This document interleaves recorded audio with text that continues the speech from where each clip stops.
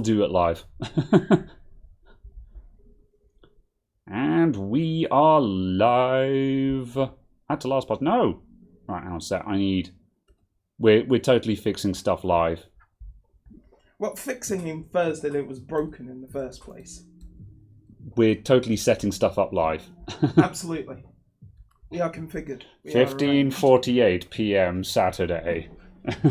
It's 15:48 in the Big Brother house. 8 a.m. in the Big Brother household. Absolutely. If I put that there, is that horridly in frame? I mean, Kind of. It's fine, but kind of. Can we do anything better than that? I mean, can it go the other way round? So it's pointing upwards instead of downwards? Then it can just peek above the desk? Yeah, it will expertly pick up everything that happens on the desk, but... Excuse me.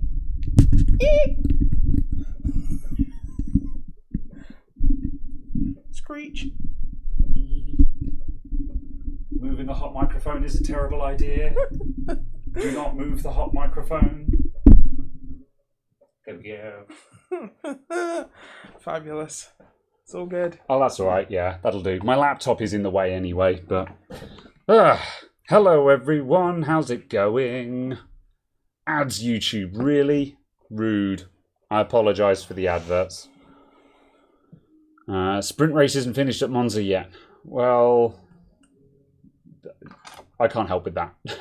Just don't tell me who wins. Yeah, no spoilers. No spoilers. Caradog hasn't seen it yet. I will be sad. Right. Wissam Hanif, you can have a shout out. How's it going, my dude? Right, there we go. My ears. Well done. I am pro-grade streamer. Right, I'm tired. I need to drink this coffee to get going because I'm in the midst of crashing. Oh dear. Hello, everyone. How's it going? So yes, just to summarise things, yes, we're live on the main channel one more time. So I set up the new channel on Monday, I think it was, and when you, in order to go live, you have to be eligible to go live, which means you have to verify the account. I verified the account, and I've got the little green tick saying you're eligible to go live, and I'm just like, awesome, we're all done, we're ready to go. And then last night at about 7 p.m. or so, I was like, oh, I should probably schedule up the podcast. And I went to schedule the podcast. It let me fill out all the details, the title, the description, did all of that. And then I hit save. And it said there was an error. And I'm like, awesome. That means I'm going to have to fill out all of that again. And then after that closed, it then said, you need to wait 24 hours before you can go live for the first time. And I'm like, but I did. Why? I did that on Monday, but no. You have to be eligible to go live, and then you have to actually try to go live or schedule a live stream, and then it begins your 24-hour cool-off period. So I'm just like, oh my God. And of course, it's 7:30 last night at this point. I'm like, well, 24 hours, that takes us past the podcast window. So, yeah. So we got one more in this. It was either that or cancel the podcast, basically. Damn it, YouTube. Yeah. Stop breaking things. Christopher David, $20 super chat. Thank you very much. Cheers, gents, from Washington, D.C. Hello, Washington, D.C. So yes, it was, all of it annoying, really. So that's that. It was an shame. It was.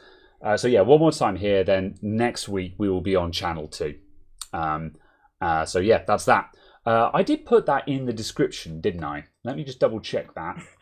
I did do the thing. Yeah. Can I, if I edit this, does it break everything?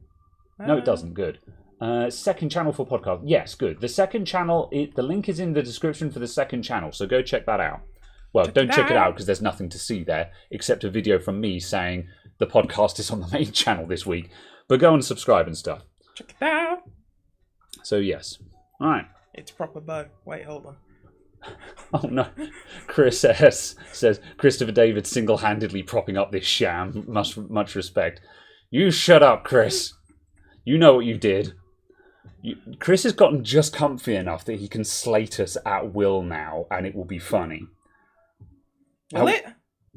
Oh, I think it's funny. I appreciate the humour. I was attempting a put down there. Okay. You know, to curb enthusiasm, but fine. Yeah. It's fine. You let me down. You weren't on page. Well, he pays me, so... Well, I don't know how much he pays me. It's probably a free Prime subscription on Twitch. So, which is worth £2.50. Yeah, so he's technically paying me, just not out of his own pocket, effectively. So, there we go. I have my staff pay you. Yeah. Well, he has Amazon pay me slightly. Counterburn. Take that, Chris S. You got told. Right. Oh. Yes. Discussing the ethics of Amazon paying you. So anyway, we've got a great show for you lined up this week. We've got a new camera angle, which we're slowly moving across the room.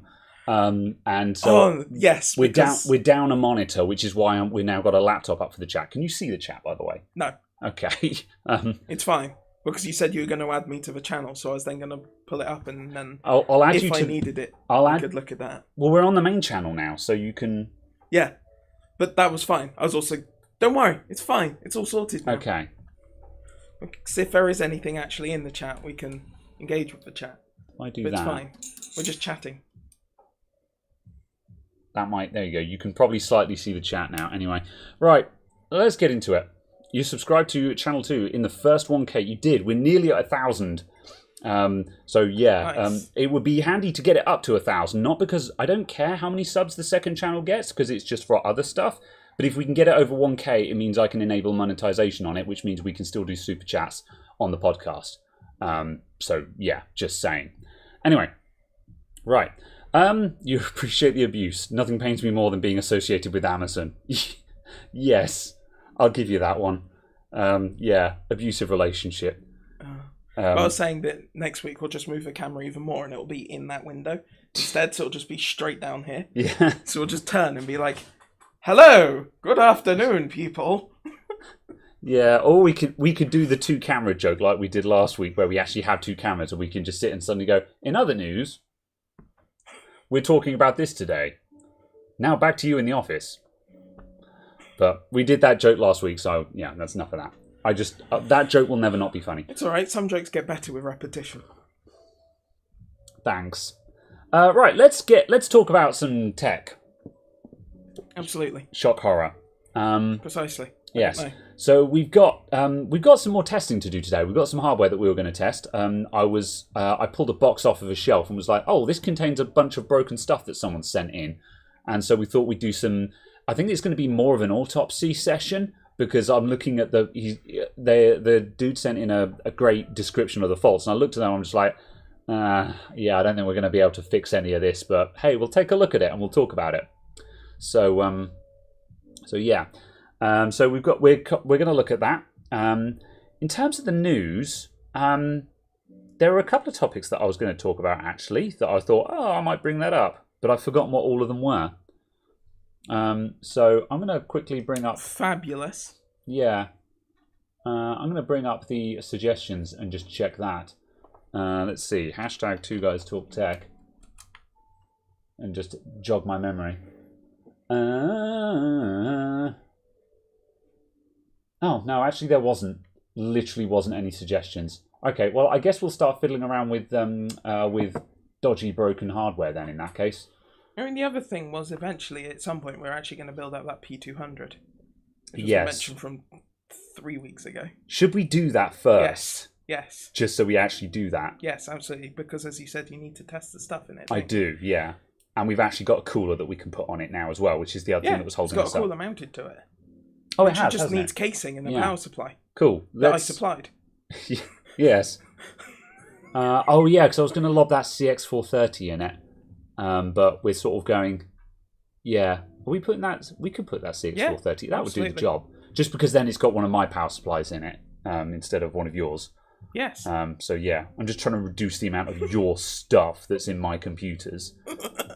Because I feel like you never ask for anything, and I feel like you're just slowly building up a case against me. You know, like some kind of abusive partner that's going to turn around and just be like, oh, by the way, I want all of my stuff back. And I'm just like, but that's like everything in my shop has got something of yours in it. And you're going to be like, yes. we're in business now. I own you. You know, I feel like that's what you're doing. You know? That sounds like it requires far too much effort.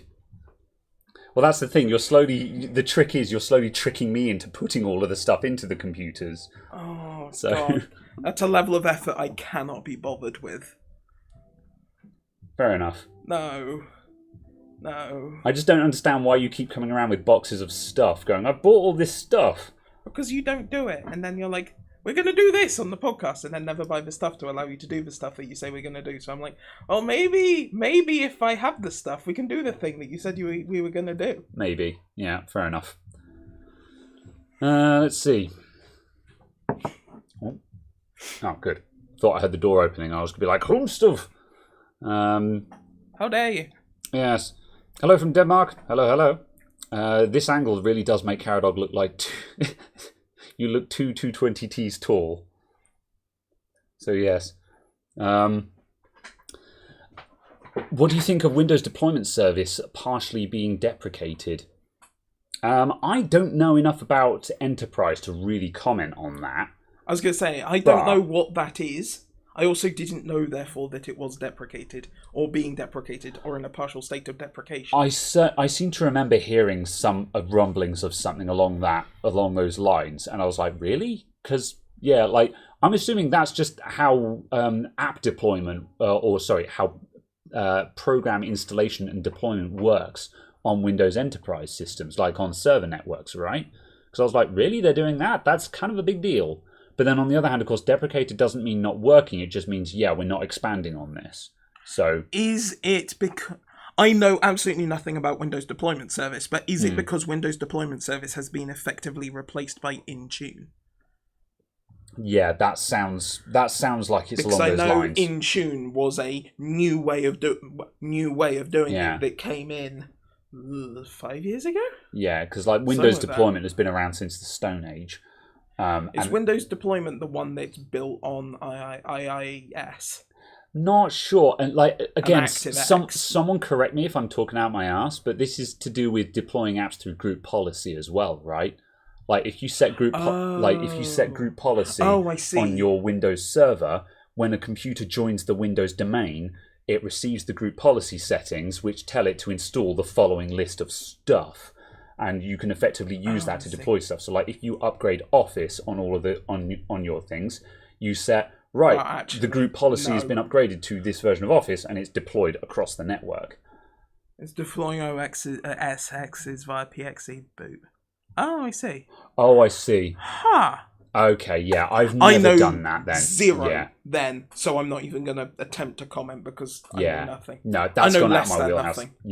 Yeah, this has rapidly gone into the realms of we're sitting here speculating, and now it's been confirmed that neither of us have any idea what we're talking about. Yeah. Therefore, we should stop talking about the thing.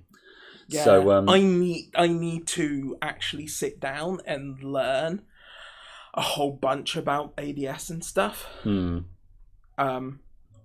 So I'm just like, there's a whole bits of stuff and things that I need to sort out. Yeah, fair enough. But I'm just like, there is lots. There is much and lots, and I haven't.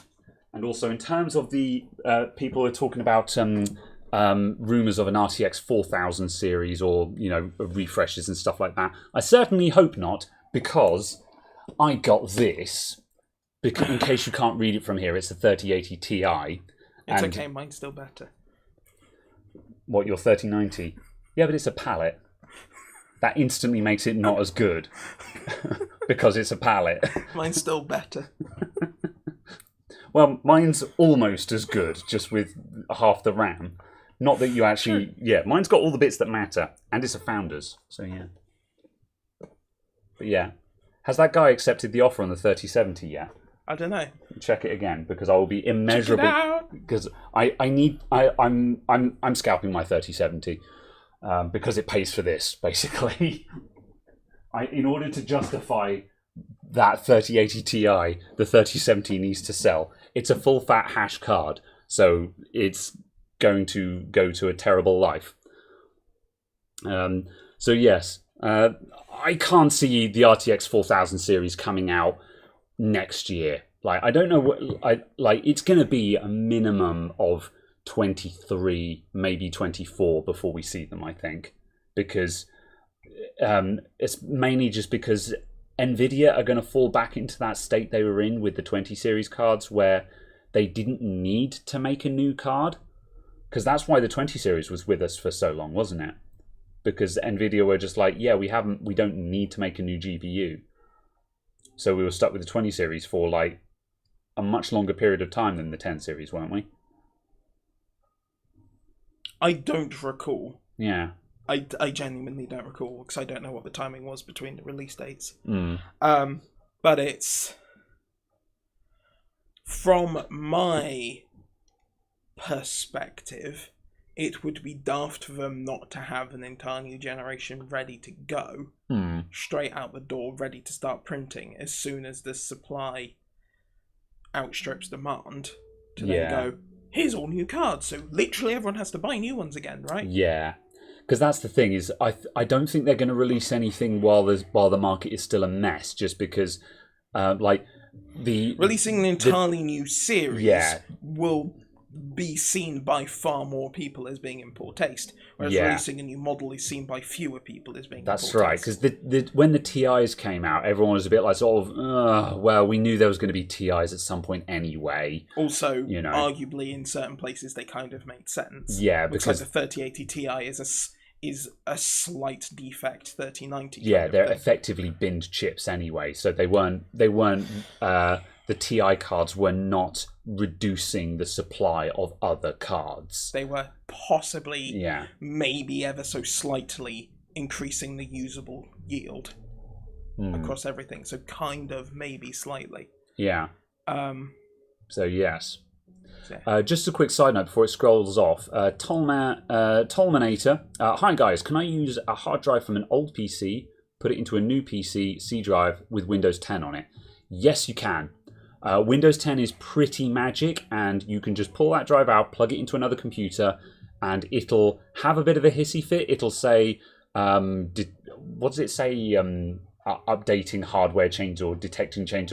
It comes up with a weird message the first time you do it, and it'll sit and spin preparing for a bit. Hardware or something. Yeah, that's right. And then it'll just boot up. Yeah. So yes, you can do that. However, if it's from a hard drive, though, I'd say it'll probably take 10 minutes. Yeah. Also, just keep in mind, if you're building a new computer and you're putting your old hard drive in there as well, keep in mind that's probably going to be bottlenecking you.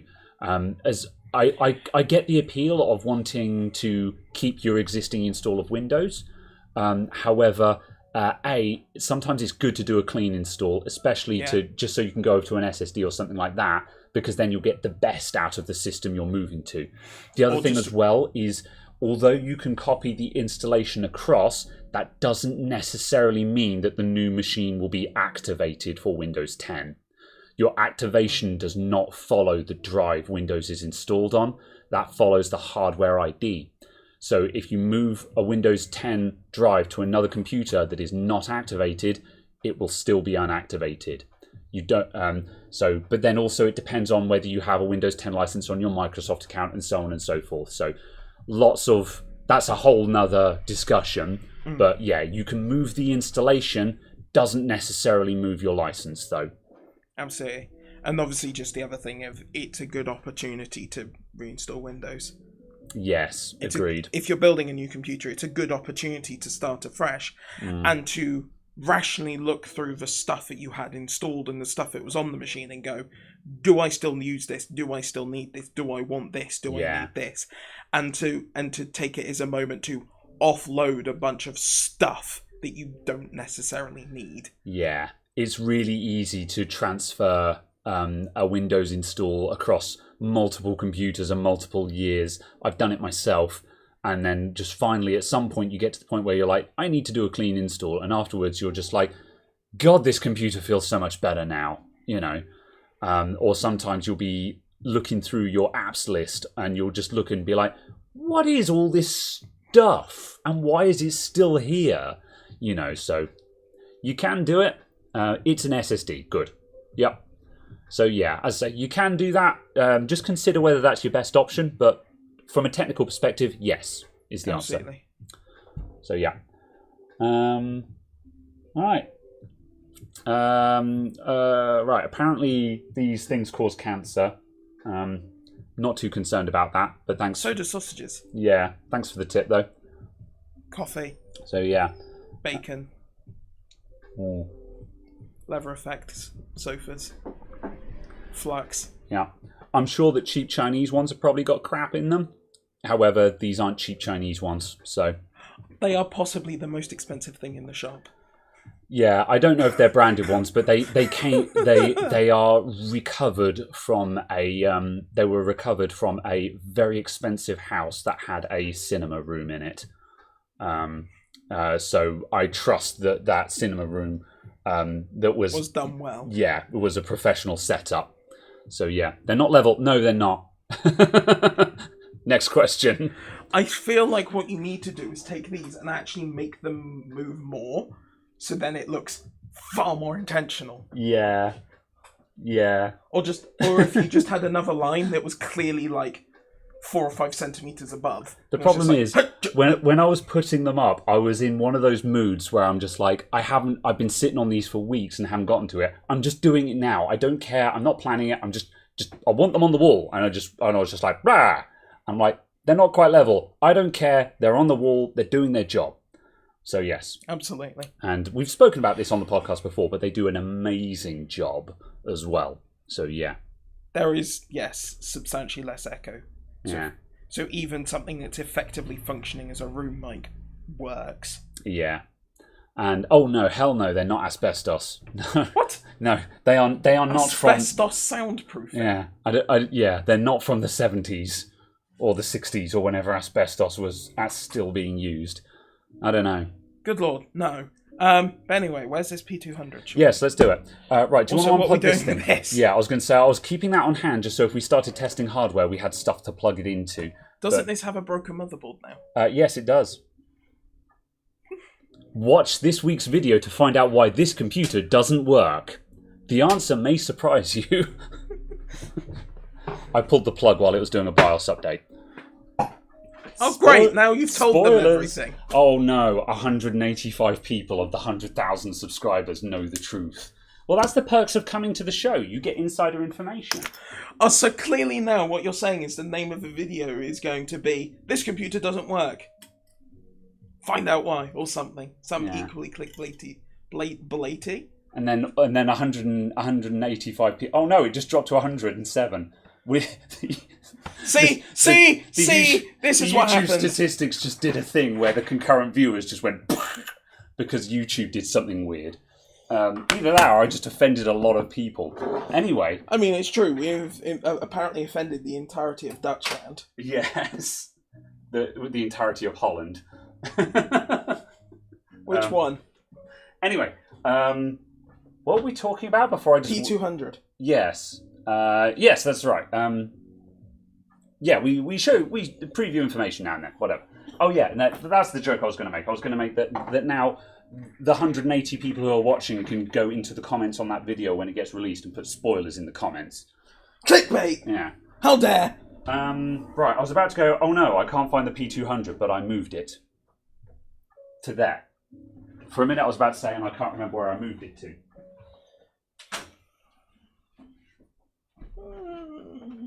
Why do I do this? It was your idea. If y'all reckon back. Right. I'm going to rearrange the counter because the microphone is going to be in a very inopportune location. So let's do... Right, stand by everyone. We're rearranging the counter. We're rearranging the set. Stand by.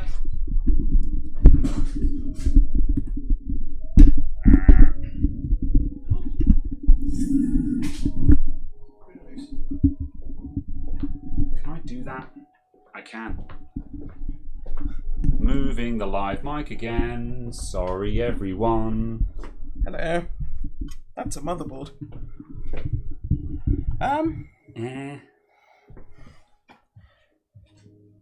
Right, okay, that mic is just going to float up there now. That's where it lives. Okay. It's in shot, but it doesn't matter. There's no M.2 on this, is there? No, there is not. Fine. So yeah, we'll have to stick in a solder device. Yes. There's one out there, isn't there? I don't know. Yes. Oh, the Red Force one. Yes, that's got a Windows 10 install on it, I think. Absolutely. That's the one that we've been using for testing. Indeed. So yeah. Let's see. Guess you missed question time. No, we're still open to questions. By all means, feed us with stuff to do. Yeah. Feed me, Seymour. Yes.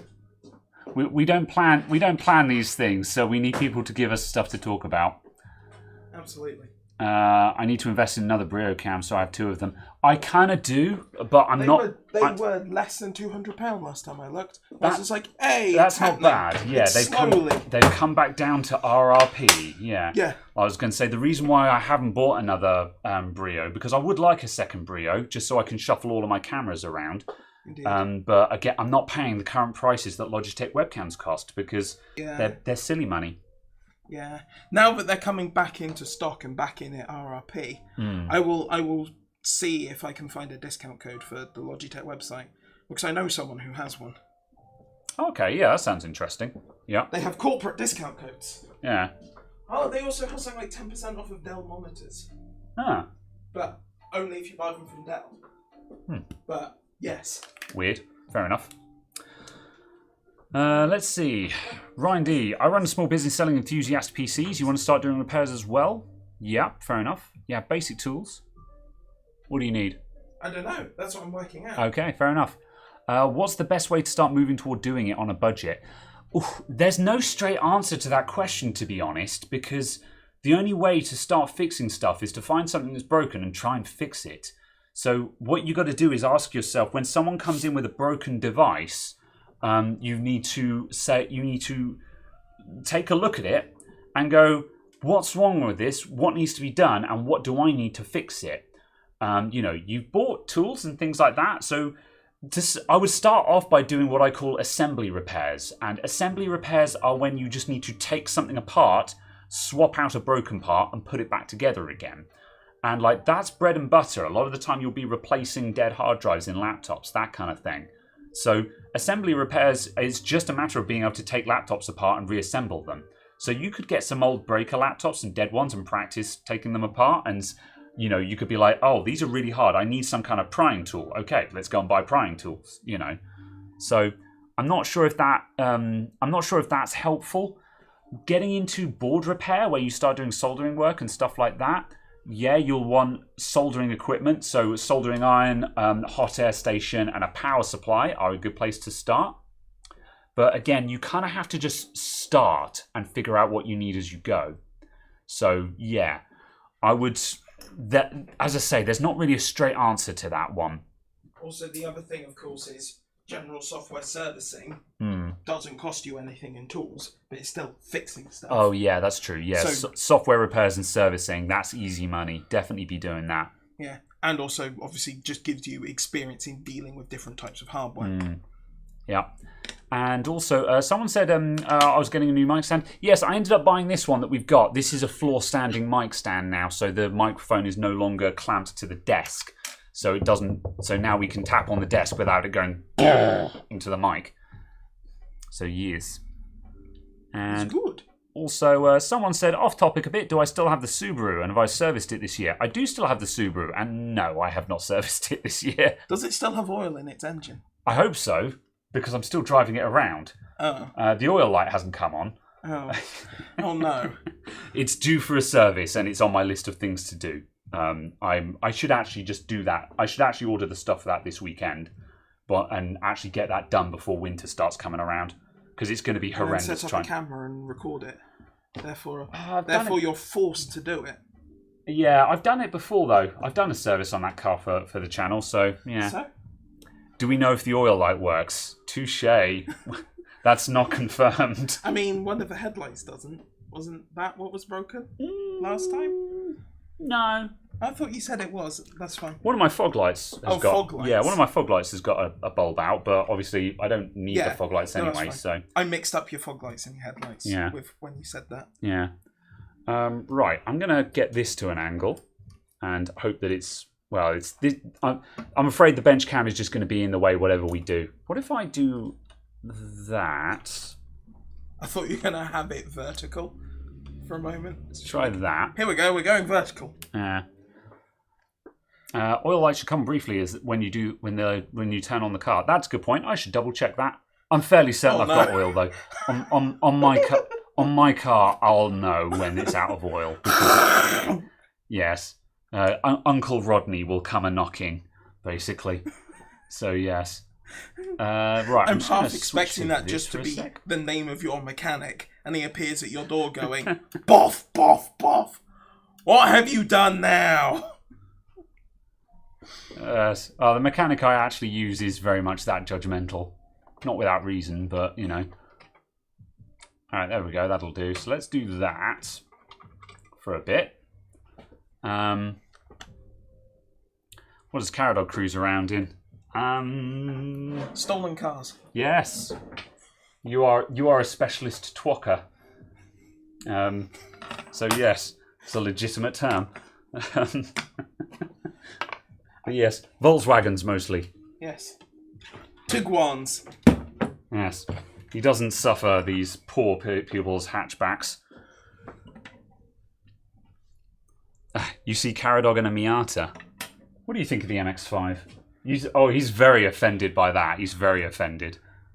I didn't realise I looked like a hairdresser. Yeah. I definitely approve of Deke Lades there. It's fine as long as it goes... So yes, to quote Mighty Car Mods, my car goes psh, psh. So yes, as long as it does that, I'm happy with it. Here we go. You did it. This side panel is very awkward to remove on this case. It's one of the bits that I don't like about it. Unnecessarily violent. There's just not enough of a finger gap to get to lift the panel away. There's nothing to hold on to. And obviously... I mean, it does hinge, so, you know, if I put that back on again, you've got to get in there and sort of, man, I got fingernails and that's hard work. Like, I don't like it. I think the person who designed it is a climber, so they're used to holding on with their fingertips, you know? So. Oh, dear. I thought that was a good joke. It's reasonably relevant. So, yeah. Let's see, that power supply is only 450. Yeah, it'll be fine. No, it's only 430. Yeah, correction, yes. It'll be fine. Power supplies are very overrated. You can even do 384 watts and 12 volt. Yeah.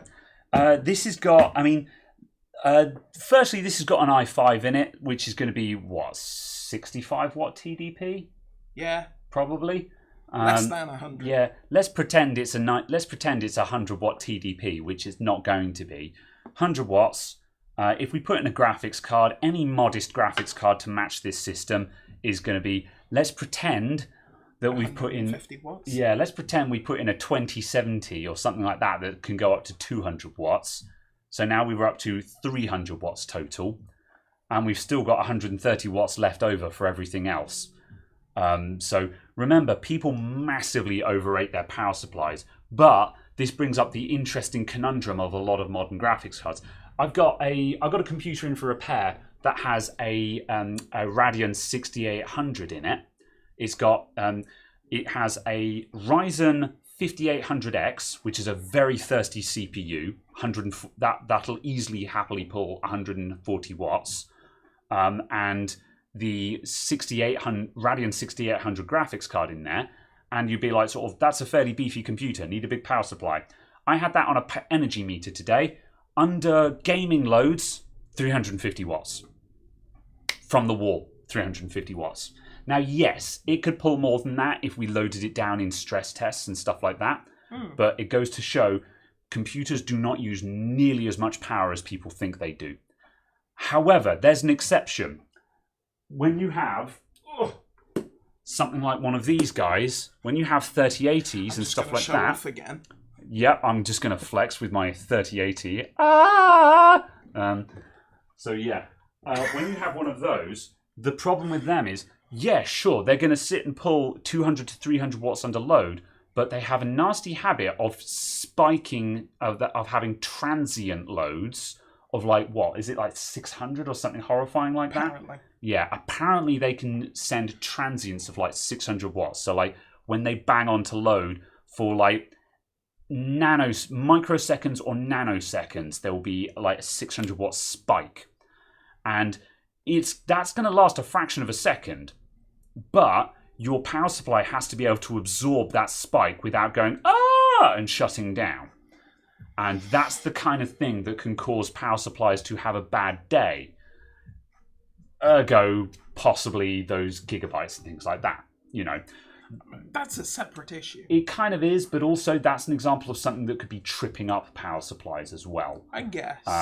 Like that, yeah. So it's a case that, yeah, that there are reasons as to why you'd have a much higher rated power supply. So that's the thing. So in this case, 430 watts in this thing, it's going to be completely fine. And while I'm sitting here saying sort of, oh, computers don't use anywhere near as much power as people think they do, there are circumstances and certain conditions where you need to have an overspec power supply to account for certain conditions. Yeah, absolutely. And obviously a case of it's a completely different ballpark when you get onto like Threadrippers and absolutely W's and things like that. Yeah. Because obviously you're a completely different class of hardware. Yeah. And I've got all of the requirements and stuff go right out the window. Yeah. Like, I've got a video from several years ago that was one of my very high-performing videos called 1,000-watt power supplies are stupid, where I went over all of this. And to a certain extent, that video still holds up. Yeah. The core point of that video is still accurate, but the field has changed because of the 30 series and its transient spikes and stuff like that. Well, yeah. It's still kind of relevant, though, by the fact that I'm running a 3090 and a 5950X on an 850 watt power supply. Yeah. So that's 150 watts less than still that don't need a kilowatt. Yeah. And it still doesn't need it. That's right. And it's perfectly happy, and I could probably go down to a 750. Yeah. And of course, the argument that people make of sort of going, oh, efficiency, your power supplies work best at 50% efficiency. It's like, no. Look at the efficiency curve. But it's also a case yes, peak efficiency is at 50%. However, you're still getting almost peak efficiency all the way up to like 80 or 90% load. It's kind of also the fact that as long as you stay off of the extremes, that's what matters. It's also kind of that 0.5%, 1% kind of thing. It's very small. Yeah. And you're not going to be applying that kind of load where it's going to particularly matter for that much time, specifically, in the vast number of people's computers. So I'd contend that it's not particularly important. Yeah. But yes, I need some power supply screws. Okay. Are we using the accessory kit, or are you going to keep that sealed and just use bits that you have? Have I opened up this accessory kit yet? Doesn't look like I've used anything from this. So yeah, I'll use all other random bits just so I can keep this accessory kit intact. So, let's put that in there. I'll just grab spares. Speaking of accessory kits, at some point,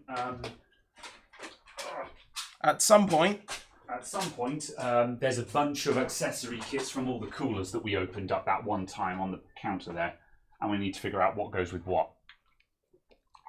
Oh, I see. Yeah. Yes, because I'm trying to clear this countertop, and I'm like, oh no, I don't know where any of this came from. So yes, that's not something we need to solve right now, but just while I think of it. Not all of it is your stuff. Some of it is my stuff, but I don't think any of it's mine. Oh, okay. So I remember stuffing all of the stuff back in the boxes. Yeah. I think quite a lot of it may have come out of my Fractal Torrent because I know the Torrent came with an ungodly amount of accessories. So also, some of it looks more like water cooler stuff. Yeah, just because it's big screws. Yeah. And air coolers don't give you a big screw. This is true. Yeah, LTT did a video on how gold-rated power supplies are overkill. I wouldn't... see, that depends on what wattage you're aiming for. Because also, it depends on what you mean by overkill. Yeah, because, like, at, like, 500 and under, bronze is fine. However, as soon as you go over 500 watts, I'd absolutely want it to be at least gold-rated. Because... the thing is, Yeah. once you get up to like 700 or 800 watts, like I think it's like about a 10% difference in efficiency between bronze and platinum or something like that. Because I think bronze is about like I think it's 10. Yeah, it is 80% plus bronze is something like it has to be 90% efficient across the band ish, and most 82. I think it's an 82 average. Between 10% and 90%, I think, for bronze. And then platinum, and then platinum or titanium, the top one, is just over 92%, I think. I think it's higher than that, but yeah, I might be wrong. Average. Average, I think it's an average of about 92% across the entire band. Yeah. So suffice to say, rough average difference, I think, is about 10%. The distance between bronze and platinum isn't that big, but once you start getting into the realms of 700 or 800 watts plus, or even say 1,000 watts, because I've got a Game Max 1,000 watt that is gold rated. That's the one I've got as well. Yeah, and like at that point, because you're at 1,000, a 10% difference, you're talking 100 watts of potential waste there. And that's not just 100 watts of potential wasted electricity, but that's also 100 watts of heat in the power supply. And suddenly 100 watts of heat, that's actually a reasonable amount of heat you've got to dissipate, which means noise. That's the, I hadn't really thought about the fact is my point was going to be a case as well as I'm uncertain as to whether you can buy a good power supply that's over 500 watt that isn't gold. Yeah.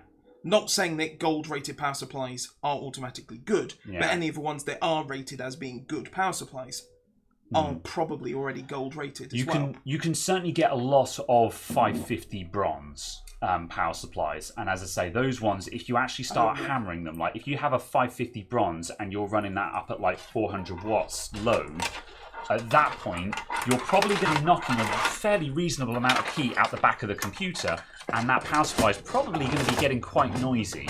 So like actual efficiency and cost savings aside, like the amount of money you save on your electricity bill is basically negligible. However, the user experience, like trying to keep your computer quiet and pleasant, that can actually be fairly noticeable. Because that's actually my beef with my Game Max kilowatt power supply. It's quite noisy. So yeah. And that's also one of the reasons why like very expensive super quiet or passive power supplies are always titanium or platinum, because by making them super efficient, they produce less heat, which is how they're able to be silent. Because if you're not producing any heat, there's no cooling needed, right? So, is that a Zalman cooler? It's an Arctic. Yeah, I think that's the 7. Yeah, Arctic Freezer 7X. Certainly looks like a Arctic freezer. Yeah, it's absolutely an Arctic. But as in, it looks like the freezer design, as opposed to anything else, kind of thing. I don't like these plates. No, I don't either. I don't actually see what they're doing for me. Yeah, it's because there's... Well, actually, no, on this one, it's... Yeah, because we don't have a power supply shroud in this case, it's entirely pointless to have the plate at the back. There's also no vent at the top. Yeah. So you have to mount it that way. Yeah, I was going to say, normally you'd have a plate on the back of the power supply because the shroud would not give enough space to put the power supply in. So that's there so you can slide the power supply in the back. But yeah, on this case, it's actually entirely pointless. Don't know if I mentioned that in the review or not. But yeah. On the plus side, the lower grill on this does slide out from the front, which is a nice extra. Oh, nice, yeah. So yeah. Have we got an I/O shield for this? Yes, we do. Do you know where it is? I will go and find... I think it's on the table somewhere. Oh no, it's right here. Bam. I/O shield. That is the correct one. How dare you imply that it might not be? I'm just standing with my face behind cameras and microphones now, so yeah. Oh, well, see, that can be solved by... Yeah, let's slide everything down a little bit. No. Also, what do you mean, how dare I? Of course I'm going to double check. There are much of these just lying around. Alright, and I'll flip you guys over. Bench cam inverted. I will now flip you guys off. Yeah. I need to move all of these scenes around for consistency. That goes there. Thank you. The joys of adjusting cameras live. That'll do. I think that camera's on the piss, but whatever. It's framed up correctly at least. It is. Yeah. Right, I shall now catch up on chat. Let's see. Magnets. Magnets? Magnets. As in you want a magnet, or there's too many magnets? No, the magnet, it detached from the screwdriver again and just went, case. Run so many PSUs and so many have gone bad. Yeah. EVGA B stock is a good place to get PSUs. Okay, that sounds interesting. Nice case. Yeah, this is a Fantex P200, and it's okay. It needs to be micro ATX. It's actually a nano ITX. It's actually just an ITX case. And considering the actual size and dimensions of it, they could have made it micro. And they made it this big because you can fit 240mm AIOs in it. You can put water cooling in it. But as I say, if they just tweaked the design slightly, you would have been able to fit a micro ATX motherboard in this. But as it stands, it's ITX, but the size of a mini, of a micro ATX. So, yeah, it's okay. However, I do like the look of it. It's a baby Fantex, and I appreciate that. Fezzy with the £5. Thank you very much for the super chat. Yo guys, loving the streams. I need a fan controller. I tried deep cool and thermal take, and both sometimes stop, and some of my 6 fans are after a restart. I'm not sure who to recommend at the moment, because I was actually also looking at fan controllers and RGB controllers for my torrent build. And my solution to looking for a new fan controller was to use my old fan controller, which is my NZXT one. However, that is also imperfect and has its quirks. So I don't have any strong recommendations for that. I was looking at Cooler Master fan controllers. Alternatively, you could look at using something like a Corsair Commander or something like that. But that obviously would tie you into IQ. So it depends on what ecosystem you want to dive into. So yeah. Are we assuming that that's the front panel header? That's audio. Front panel is up here. Don't ask why. Oh. This is the most bizarre motherboard you'll ever see. So everything's coming in the top. Yeah, I'll just show. The motherboard we're using is this one. This is a Z87, MSI Z87. Let me just come off of the inverted view so it looks the right way up. So this motherboard is incredibly bizarre. Here's the back of the motherboard, so that's where the back of the computer goes. The ATX connector is up here. There's the USB. Here's all the SATAs at the top left of the board. Your front panel is there, and your EPS connector is here. And then we've got PCI Express 16 down here. And yeah, it's just, this is a bizarro motherboard. Don't ask why it's laid out this way. No one knows why. Possibly not even MSI knows why. So Does yeah. it have any fan headers? Because I think all of the fan headers are either in use or blocked off. It has, oh god, yes, it has a system fan header and it is blocked off. Oh man. Yeah, this is terrible. It's not a particularly great motherboard. No.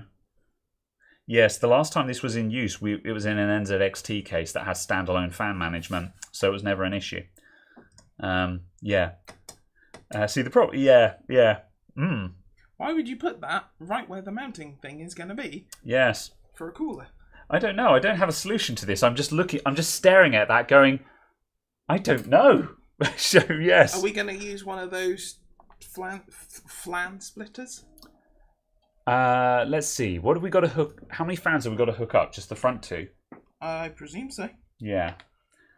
Firstly, can we bully the CPU fan into there? I'm going to swap out that. That looks like an M3 to me. I'm going to swap that out for a shorter screw, and then we can move the system fan over to the CPU fan, and we can plug in a system fan. Okay. So yeah, I'm gonna. I've just had a look at our CPU mount here. Let me sort you guys out. Sorry for all this camera movement. I try not to move the camera around too much because it confuses people. So yeah, the problem we've got with this bizarro motherboard is the fan headers are right here underneath the CPU mount, and this screw is too long and it blocks off the CPU fan. But I reckon we can solve this by putting in a shorter screw, so I'm going to change that out. We're still going to need a splitter or something, though. Yes, that's fine. I've got a suitable splitter. Right, I'm just going to back out both sides of this. Oh yeah, and regarding the thing, someone mentioned about Lamptron fan controllers. Yes, Lamptron are also potentially a suitable solution to this. I haven't used much of their modern stuff, but I used to use a Lamptron controller, and it was pretty cool. Yeah, that'll fit. So I'm glad the fan controller was cool. It was good. It was fit for purpose. Right, how the hell does this go back on now? Oh, it's the hook. Yep, okay. It was banging. Yep. Right.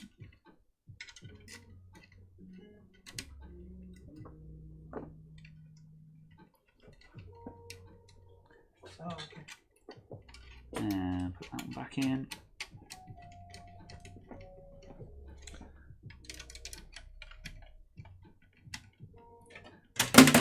Oops. There we go. So now that can plug into there. Oh, come on. I believe. There we go. Like a glove. Good. Right. That's ready to go in. And let me find you a splitter. Also, the screw you took out needs to go back in the box for this cooler. Yeah, you're right. I mean, it's just an M3 screw, so it doesn't really matter, but... Yeah, okay. That's how you end up with this. Yes. Right, I saw a little double Shadow splitter. of a man. Scaramouche.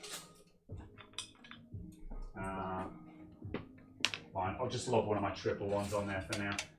There was a nice discreet little double one that I found. I'm like, ooh, that'll be good for something. But I don't know where it is, so have a triple fan splitter. Whoop. Right. I'm going to catch up on chat.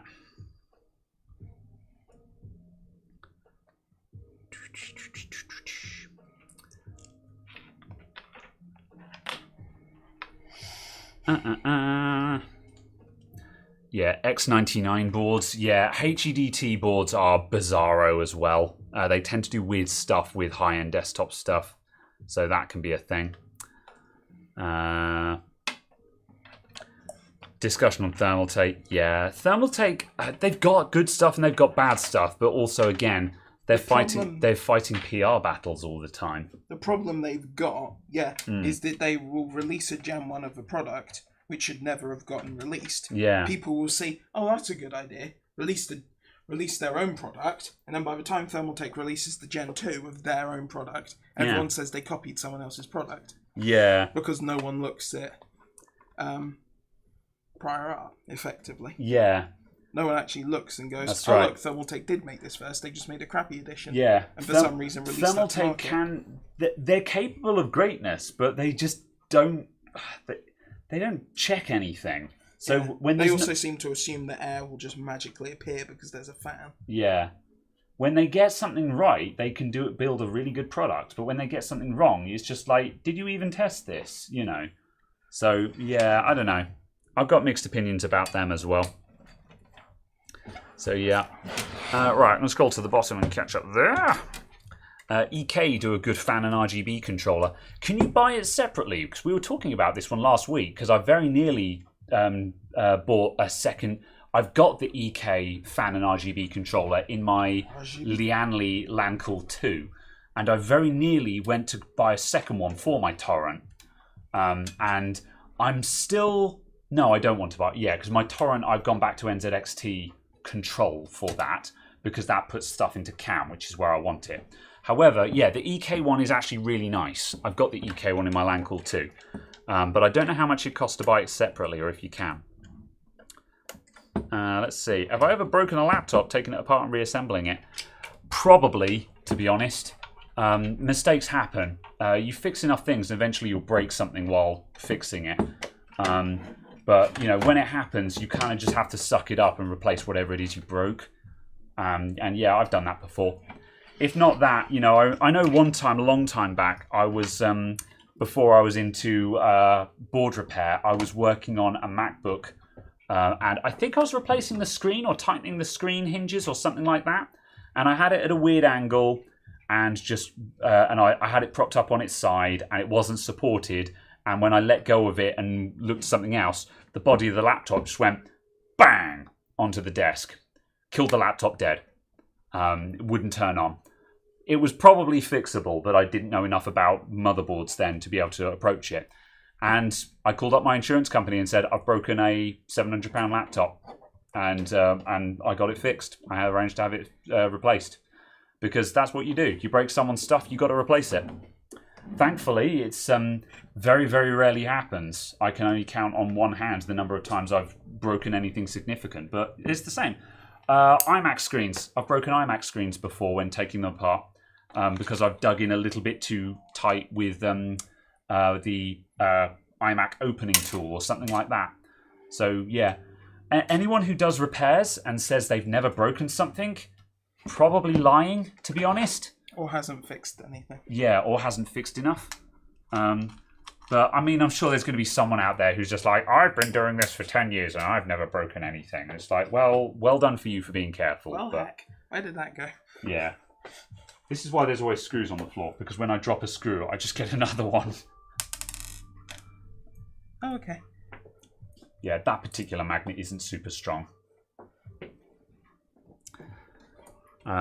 So yeah, EK is overpriced. It's good stuff, but it is a premium price because it's a premium brand. And it's very debatable whether you can call that overpriced or not. It's a luxury brand. If you want the EK logo, it will cost you extra. But also the EK stuff is really nice, you know. So it's also a de facto standard for an awful lot of custom loop stuff. Yeah, that's just it. You know, I mean, it's kind of like, you know, the EK all-in-one water cooler I've got in my LAN call too. I've forgotten. Oh, the outset. What's it called again? The EK AIO. Yeah, it's literally just called the EK AIO. I've got that in my LAN call too. That's the 360mm one. It costs about £200 or $200 or something like that. And you're like, $200 for an all-in-one water cooler? You know, considering the Arctic Liquid Freezer 2 360 is what, £100? Something like that? 90, yeah. Half the price. However, the EK, it comes with 6 RGB fans and an RGB and fan controller. For better or worse, it adds RGB to your computer. Yeah, exactly. And like 6 RGB fans alone is going to cost you £100. You know, good RGB fans. So it's like, yeah, it costs £200. But when you actually add up what you're getting in the box with that, 6 RGB fans and a controller, yeah, it's going to cost £200. And some people might be like sort of, oh, well, the Liquid Freezer 2 is just as capable a cooler and it's half the price. It's like, yes, but it doesn't come with 6 premium RGB fans. So it depends on what you value as to whether it's good bang for buck or not. You know, just because someone has features or that you do not value doesn't mean that their product has no value. It just means there would be cheaper alternatives to you. So, yeah, it depends, really. You don't consider EK premium. Yeah, a lot of people would disagree with you on that.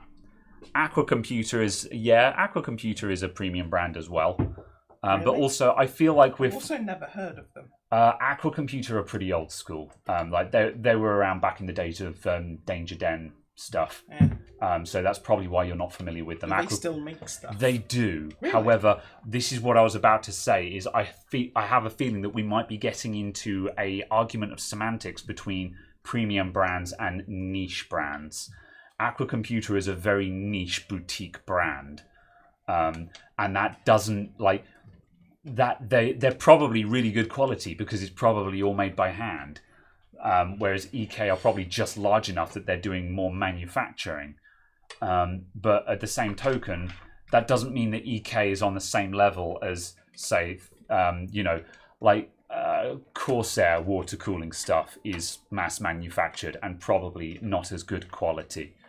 I'm not saying it's bad quality, but it's probably not to the same standard as EK and Aqua and so on. But that's the thing. It's yeah. So yeah, it's, as I say, I'm not saying you're wrong, but it's everything is relative. Is the answer there? But yeah, I do agree though. Aqua Computer is one of those highly niche boutique brands that I do like. I was really close to buying an Aqua Computer fan controller for my Fractal Torrent, but again, I ended up repurposing my NZXT stuff. So. Is there any particular reason? Why I went back to the NZXT stuff? Yeah. Was it an element of, well, I already own it? Yeah, it was a bit of that. I had the video for my torrent build is probably going to be another week or so. By the way, it's on its way, but it's been a very long and complicated build, most of which will probably get cut in editing, but whatever. Otherwise, the video will be 2 hours long.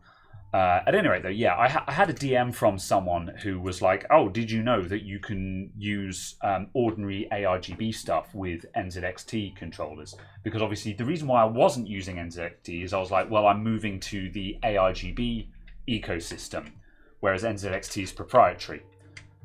So I just assumed that I couldn't reuse any of my NZXT stuff. And someone said, "Oh, you can use them together." I'm like, "Yes, I already know this. I know you can plug an NZXT fan into an ARGB controller and it will work." But my issue was the other way around. And when they said that to me, I was like, "Oh, well, if I can do that, there's no reason why I can't plug the ARGB fans that came with my Fractal Torrent into an NZXT controller."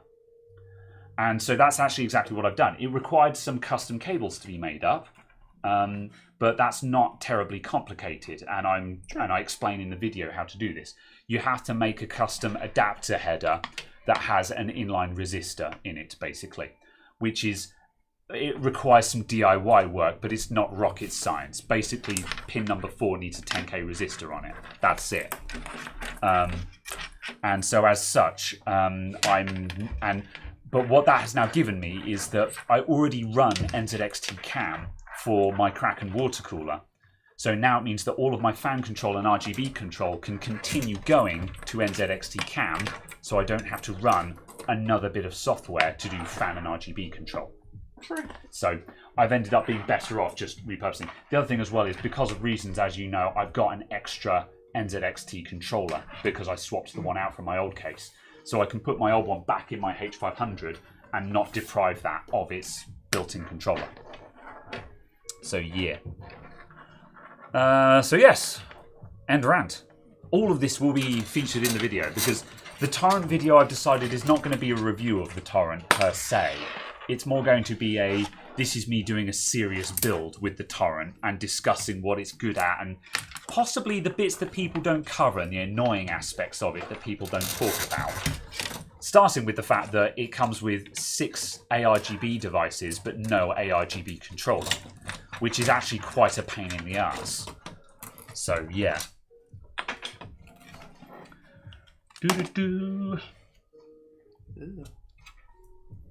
Is it a bit grot? Yeah. Also, I found your tester. One of them, yes. I'm going to put this down here. And you watch, the next time we need it, it won't be there. No, because you'll have put it somewhere else. Yeah. Everyone in the audience, remember, my power supply jumper, my thing that makes power supplies turn on, it's on the desk. The thing that makes them jump. Yes. Do not let me forget. XS PC is a great budget company. I've always wondered if XSPC is any good for water cooling. That makes me happy to know that it's viable for budget stuff. Put it on a lanyard. That's a good idea, actually.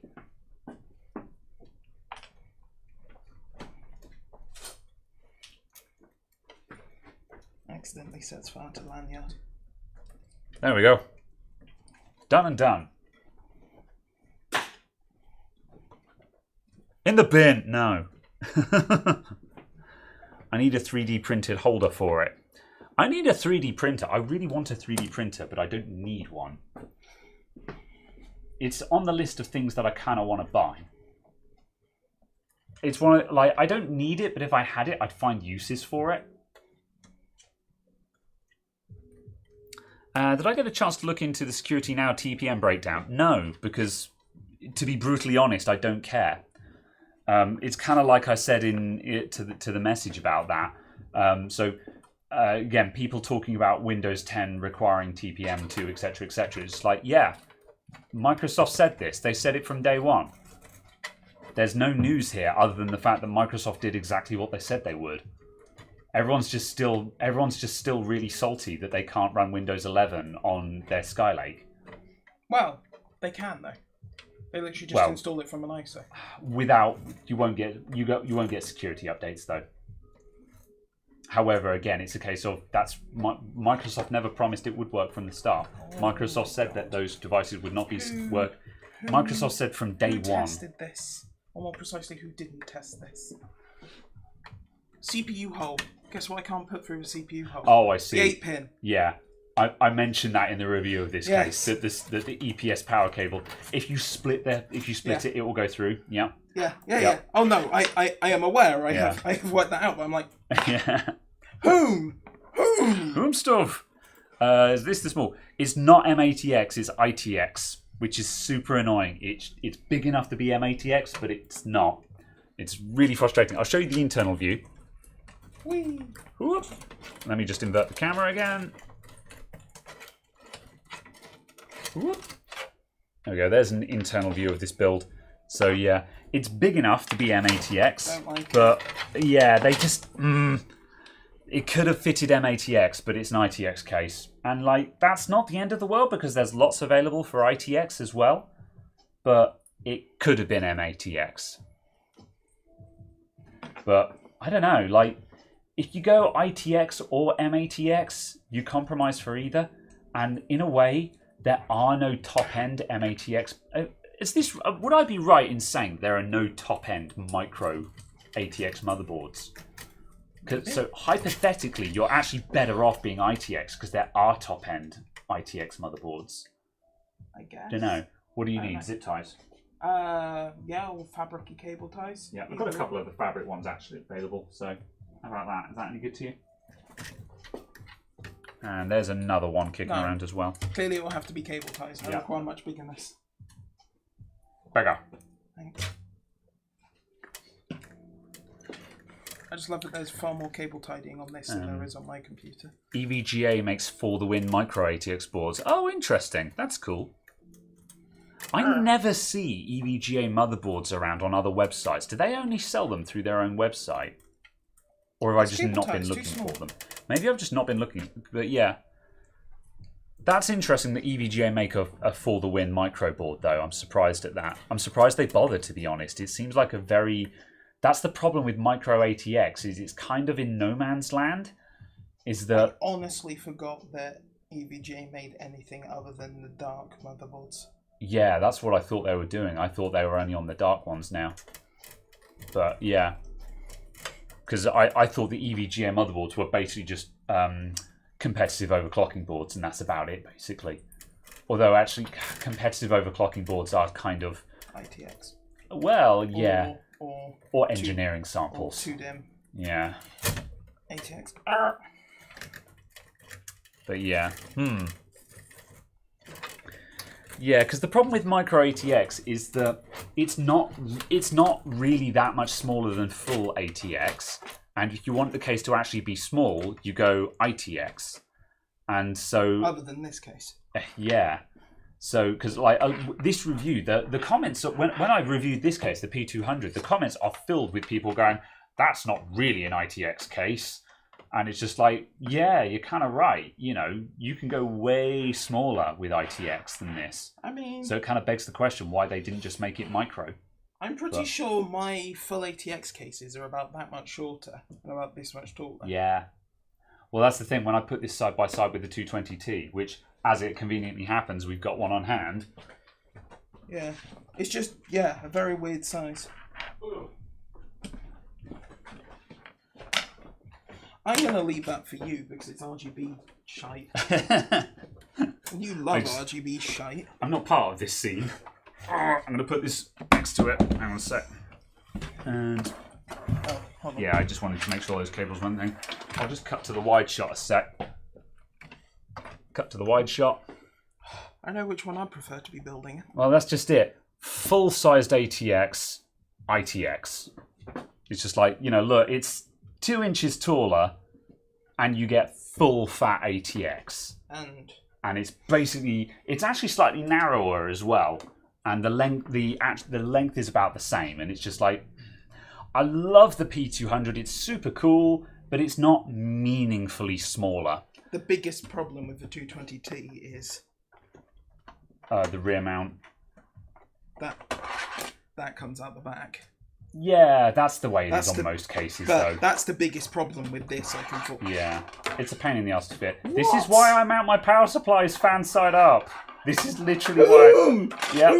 Never tested this. This is why I put them fan up, so you don't have to deal with this. Caradog is struggling with the power supply filter.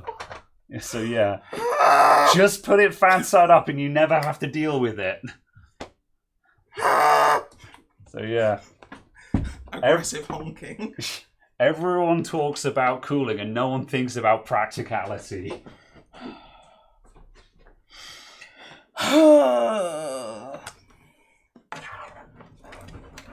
Right. Where were we? Also, just this case is somewhat of a mess to try and cable tie it. Yeah. Oh yeah, we were swapping out because you were Okay, you're on ChatGPT then in that case. There is nowhere to hide the 24 pin. Give it here, I'll find a way. Or are you going into I'm determined to solve this mode? No, I'm just plugging it in so it's plugged in. Well, I'm plugging it because I'm going to table tidy it. Yeah. I'm just trying to work out where you could go with it. Out the back and back in for a start. Well, yeah, but where am I going to hide it out back? Because I've already filled up most of the holes. I was going to say where you've put everything else, basically. So, could you click on bench cam, the top one of the top scene? Cam. Yeah. Ta-da. So the issue we've got is we need to bury the big ATX pen, and it's like, where do we put it out back? The answer is we bury it up here because these ones are easier to move somewhere else. Probably. Not sure. I'll answer that in a moment. I'm going to struggle with this for a bit. That's very much. I was just looking at it, just being like, oh my god, where? Yeah. Alright, let's see. Exactly. It's just it's a bit something. But this is why I don't like small cases. Yeah, this is a very imperfect case. It looks really cool, but yeah. I don't know, it was a great idea, not very well executed is my opinion of this case. Absolutely. It's one of those cases where you need to buy it just because you really like the idea of a baby Fantex. Yeah. And that's kind of the thing with some cases. You don't buy them because they're good cases. You buy them just because you like the way it looks. And I don't think that's an offensive thing to say when PC building, because when you're building... it's offensive when I'm trying to build with that motherboard in this case. Yeah. I mean, it's, a really important part for a lot of people with their computer is that they want it to look pretty and they want it to look the way they want it to look. And so they're going to buy the case that they think looks the nicest. Yeah. And if you like the way this case looks, then buy it. However... No, in terms of actual practicality, it's not a very good case. It's a bit. It's got great cooling though, because it's airflow case. Yeah. Oh, what was the case? Who? I'm sure someone will remember the manufacturer, but the Synchro case. the one with the 12-volt only power supply, and then it's got the breakout board that fits like here. I thought that was just a Seasonic power supply that had that. Ah, Seasonic. Yes, they made a case. They made an actual case. They made a case. The Synchro. Oh, right. Yeah. Yes, yeah, the Seasonic case with that. I kind of want one of those because also it's inverted ATX, so it's on the left-hand wall. Oh, that's interesting. And that works for the layout that I have of my desk. Yes, I was about to say inverted ATX is only useful if you put your computer on the left. But yeah, if you have your PC on the left, then it's your best friend. Exactly. So I was just like, So I kind of want one of them. But my only issue with it is it, as far as I'm aware, it only comes with one power supply.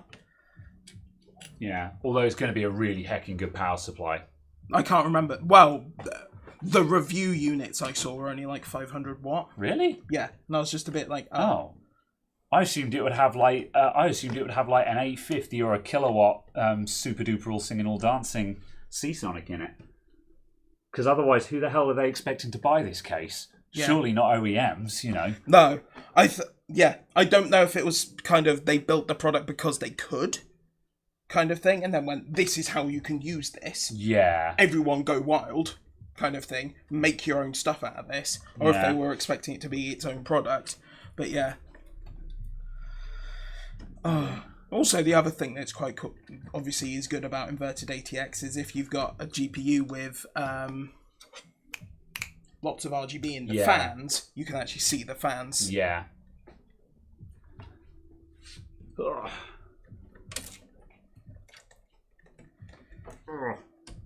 Yeah.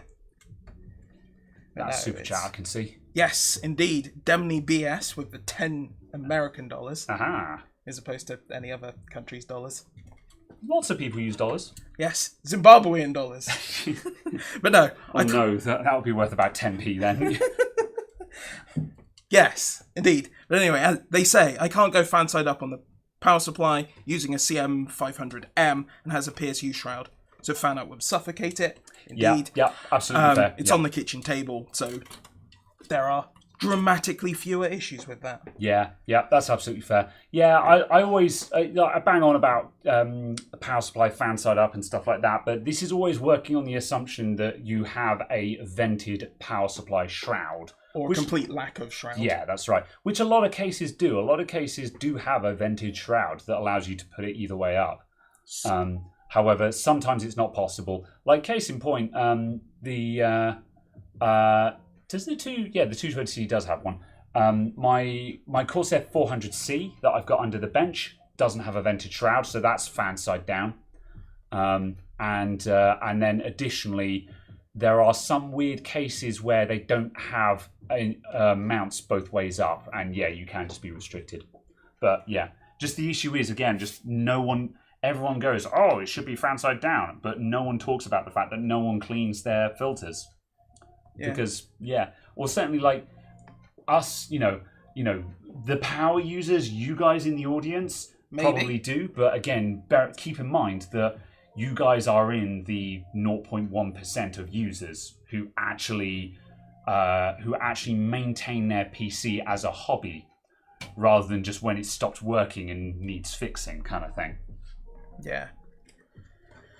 Exactly. So, yeah, and obviously kind of the case of someone who is watching this kind of content isn't going to be the kind of person who's specifically coming to a repair shop to get their computer fixed. Yeah. So the audience is not the same as the customers. Yeah. So, yeah. As Mikey says, the only time I will be in the 1%.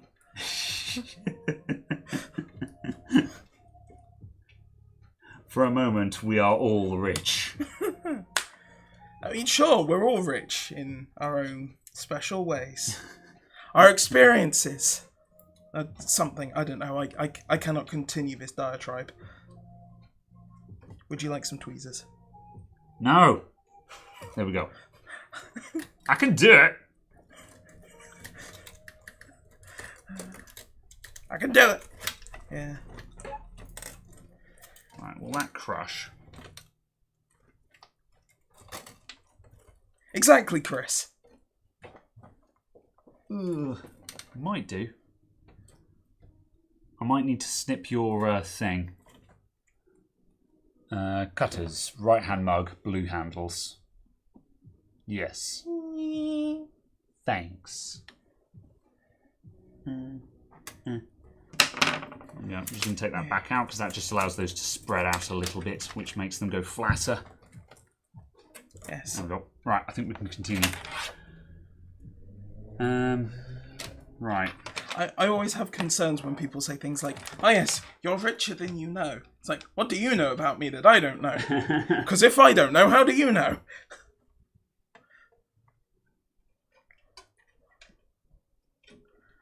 I'm going to put a graphics card in there. I could put that. Where's that 960 we had? That is. What 960? There was a 960? Yeah, I remember when we were testing all that hardware. We had this 960. We'll lob that in there. The 2 gig one. Yeah, only a 2 gig card, but that actually means that we can lob a gaming graphics card in this thing that is capable of gaming. But I assumed that would be implied by the gaming of the graphics card. Yeah. Right, that's that. Absolutely. That needs SATA power. Okay, these got to get plugged in. Right. Just make sure one of them is on the one that has the pin for the speed. Yes. I have made that mistake before with these. Yeah, these 3-pin fan splitters, only one of the connectors will actually have the speed sensor on it. So if you're only plugging in 2 fans like I'm doing here, you need to make sure that the one with the yellow wire is actually being used. Which is why a lot of fan hubs have got a fan header, which is why the port 1 on a lot of hubs is highlighted or has a big "use this" on it kind of thing. Because that's the port that it's getting the speed sensing from. Right, I'm just going to put that there. There's going to be some fold flat going on here. This doesn't need to be a tidy build. This is literally just a testing build. Right, I'm going to put the SSD here, I think. So that comes off. That's going to go on there. Oh, I see. Is that plate bent? It felt like it. Yeah, it is slightly. Huh.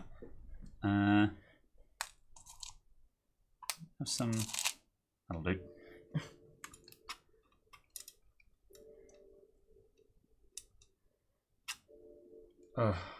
Right. Yes. Chris, didn't you find on AliExpress or something, the more you bought, the cheaper they were until eventually they became free or something? They didn't turn free. However, yes, Chris S. did track down these ones. I bought another bag of them from the same link the other day, actually. Chris S. did discover a really good link for these fan splitters. And yeah, you buy them on AliExpress and you buy the, like, 6 of them or something like that. They come down to like £1.50 each, which is crazy good. So, like, you can buy... Oh yeah, so I've got like 2 bags of these things here because I just use them all the time. And as I say, each one of these bags has got 5 in, and I think it was like $7 for a bag of 5 or something like that. And, you know, boff! It's worth just buying those from AliExpress and waiting 2 weeks for them to show up, because then you've just got loads of fan splitters, and when you need them, you can just use them. And they're very effective. Yes. Ryan, do you guys ever mess with liquid metal? Have you ever used liquid metal? No, because the only time I've been going after any sort of extreme cooling or anything like that, it's always been subambient. Yeah. Where liquid metal starts kind of falling apart. Oh, does liquid metal not work on subambient? Oh, I suppose that's why they don't use it on liquid nitrogen cooling. Yeah, exactly. Isn't it? Yeah. So yeah. So it was very much a case of the only times I've done anything close to extreme is being subambient. Yeah. So liquid metal isn't good for that. So yeah. Yeah. No, I've never used liquid metal. It's because again, I've never actually done any real sort of extreme overclocking. It's not. I don't want to say it's not my cup of tea. It's just I can't be bothered to put in the effort required. But yeah, it is a lot of effort. yeah, and... it's do it properly or don't do it at all. I would imagine that they've probably been watching Gamers Nexus, who just did a review of a compact computer that was pre-shipped with liquid metal. Yeah, and they had done it incredibly badly, and it was very much a matter of do this properly or don't do it at all. Yeah, absolutely. I think their general comment on the PC was the PC's fine. Yeah, but it's massively incorrectly advertised because Yes. of the fact that you said it's liquid metal and actually there's no liquid metal used in the cooling. it's The liquid just metal is splattered just everywhere. splattered all over the case. Yeah. It's like, It blows my mind as well. Like, this is, in a way, this is just a PR issue. It's just like, it blows my mind that they sent that to Gamers Nexus. twice. Yeah, and it's Twice. it's a classic case of people sending stuff or people sending stuff to press and doing zero research on who they're sending stuff to. Like, if they'd done any kind of research on Gamers Nexus, they would know that GN are going to open that up. So they would be saying, this one needs to look right. And just like, someone assembled that and was just like, oh, that'll do. And also then sent that to a press outfit knowing that it was going to get torn down. It's like, what, do you think they wouldn't notice? But What's wrong with, and just... Or is it a case that they were genuinely that ignorant of using it correctly that they just kind of assumed that was all right? Yeah. And it's like...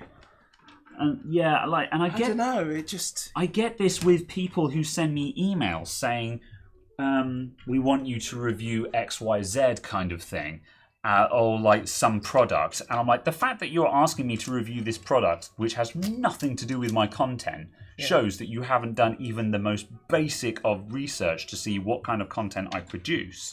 Yeah. And if you have not bothered to check what kind of content I produce, why should I care about your product?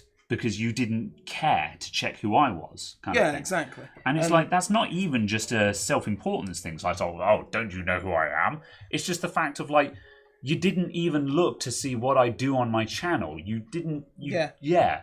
If you care so little about me, why do you expect me to care about you? Yeah, absolutely. And I feel like it's very common. The only answer to that would be a case of very much, oh yes, we will pay you several £1,000s. Yeah. And then it's a case of, I might be interested now. Yeah. You have twisted my arm into interest, even though you've paid no attention to me. If you're going to pay me a lot of money, then maybe. But even still, I'm like, this is irrelevant and isn't going to perform well on my channel. It's probably going to hurt my channel. So, I don't know. You need a lot of money to convince me, I feel. But yeah, I don't know. This is a bloody hard cable run. It is awkward, isn't it? Yeah. I don't like it. I don't like it. Yeah, this is why you build with M2 these days, people. As soon as you have a SATA SSD. Also, in the recent video I did about the tidy up build, everyone was just like, "Oh, why didn't you move the 2.5-inch drive to a 2.5-inch bay?" This is why I don't use the 2.5-inch bays, because they put cables in the middle of nowhere that are miles away from anything else and a pain in the ass. Like, if I didn't also, have the other point to point out is the fact of how much bending you're having to do on that power connector. This is completely normal to have to do a 270-degree bend kind of thing, and this is why I don't use these and why I really dislike them, because it's just it's really difficult to make them work nicely, and it's a lot easier. Like, this case doesn't have any 3.5-inch bays. But it's so much easier just to put it in the 3.5-inch bays, where you've got gallons of room around it to bury the cables. Yeah. I also don't quite know what's going on with these plastic covers. They are removable, and then you would be able to theoretically mount a second 240mm radiator there. But you haven't got any space for cables as it is. So much of this case seems like no one ever built in it with a power supply. Yeah, it seems to have a very there is when you look at it on the Fantex website, and they've got the meta build with 2 radiators in it. one for the CPU and one for the GPU, you're like, oh, okay, I see what you guys wanted for this now. Whether you can actually do that or not is another question entirely, though. Yeah.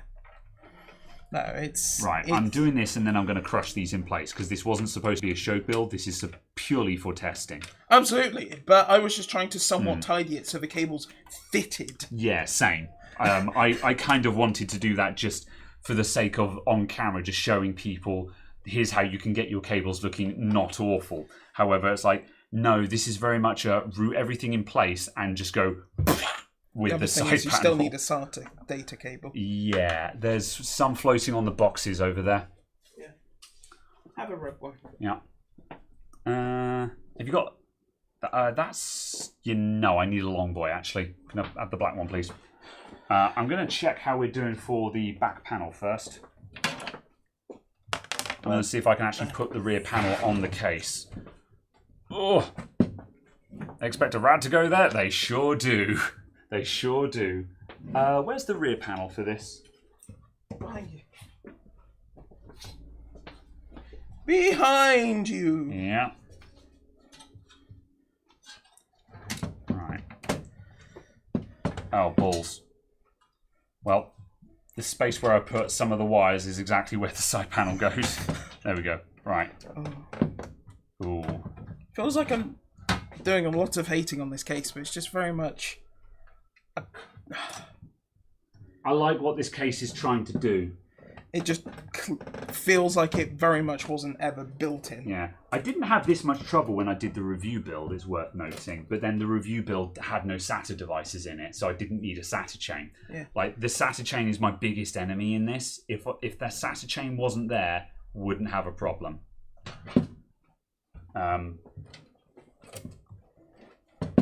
As it stands, though, that has to go down there because it's the only place where there's enough depth for it.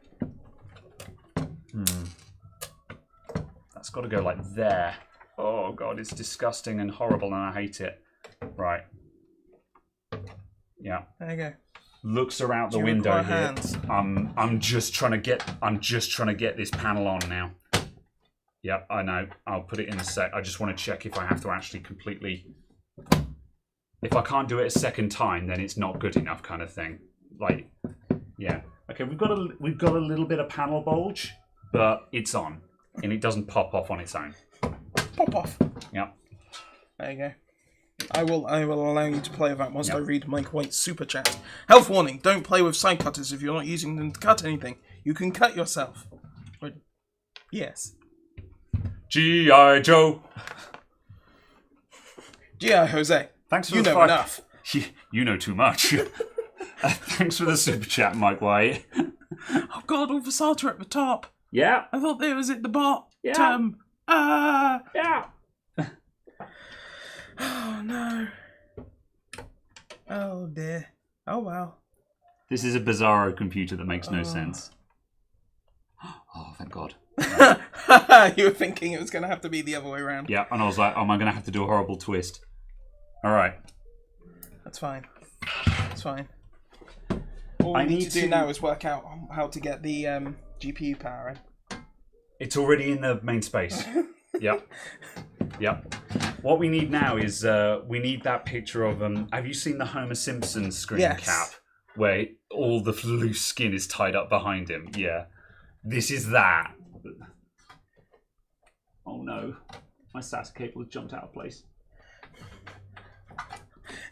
It kind of almost feels like one of those things where you like get the cables in place and you just spray glue all over them and just be like, oh no. You just like plaster plastic on top so they never move. Yeah. It's the third act of the Lego movie. Ugh. Oh, yes. Yeah. It's fine. Look how neat and tidy all of our cables are, everyone. Look how wonderful it is. Isn't it great? Yeah. I mean, the fan cables are a bit annoying, but whatever. There is little that can be done with this. Yeah. It is entirely something. Yeah. Right, what happened to that graphics card? There we go. Does that need cleaning? Nah, it's alright. It's good enough for Australia. It sure is. That is an Arctic 7X. Did I get any other Arctic coolers? I can't remember. I think I only got the 7X. Oh yeah, because the other ones were the Cooler Master. Yeah, the other one's the Cooler Master. Yes. Therefore, it is the 7X. Come on, there we go. Right. Which was literally purchased just because it was the cheapest one by a named brand. Or a brand that I had heard of on Scan's website? Or on Amazon. Wasn't it Amazon? I can't remember. Yeah, because one or other. You bought a crap ton of Amazon warehouse deals, didn't you? No. Oh, was this not part of that? No. I just found a bunch of Amazon warehouse deals and went, this is stuff that you said you wanted to get and it's cheap. If any of this is interesting. I wanted to go down the back and back in, but... How? It lives there now. It lives here now? Yeah. This was not intended to be a show computer. Simply a computer that shows that... Yeah. Sometimes. Oh no. What? Oh, we're okay. EPS cable wasn't plugged in yet, and I was like, God, please let it have enough slack. If there hadn't been enough slack, it would have been like, oh no!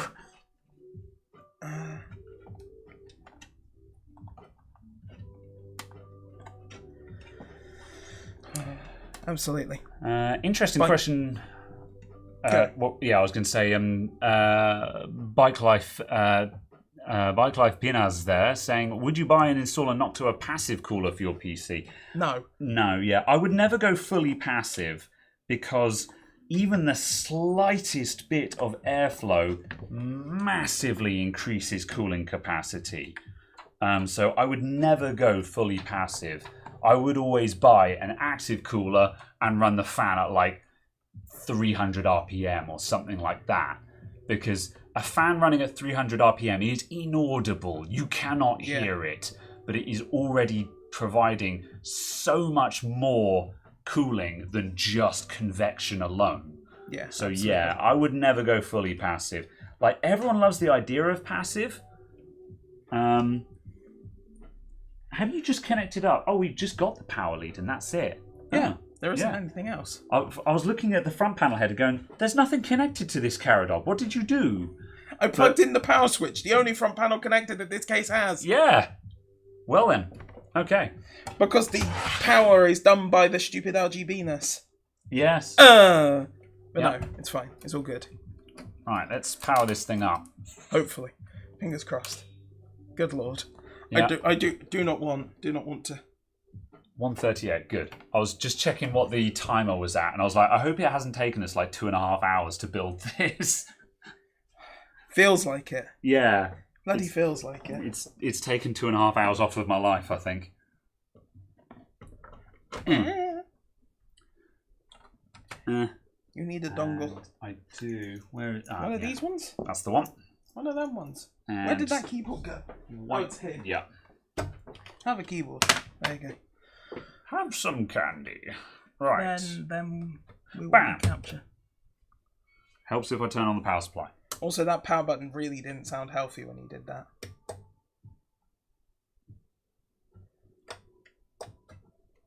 Wah, wah, wah, wah. Okay. Is this plugged in? Yes. Remember, the first thing you do is you check if it's plugged into the wall. Ask me how I know.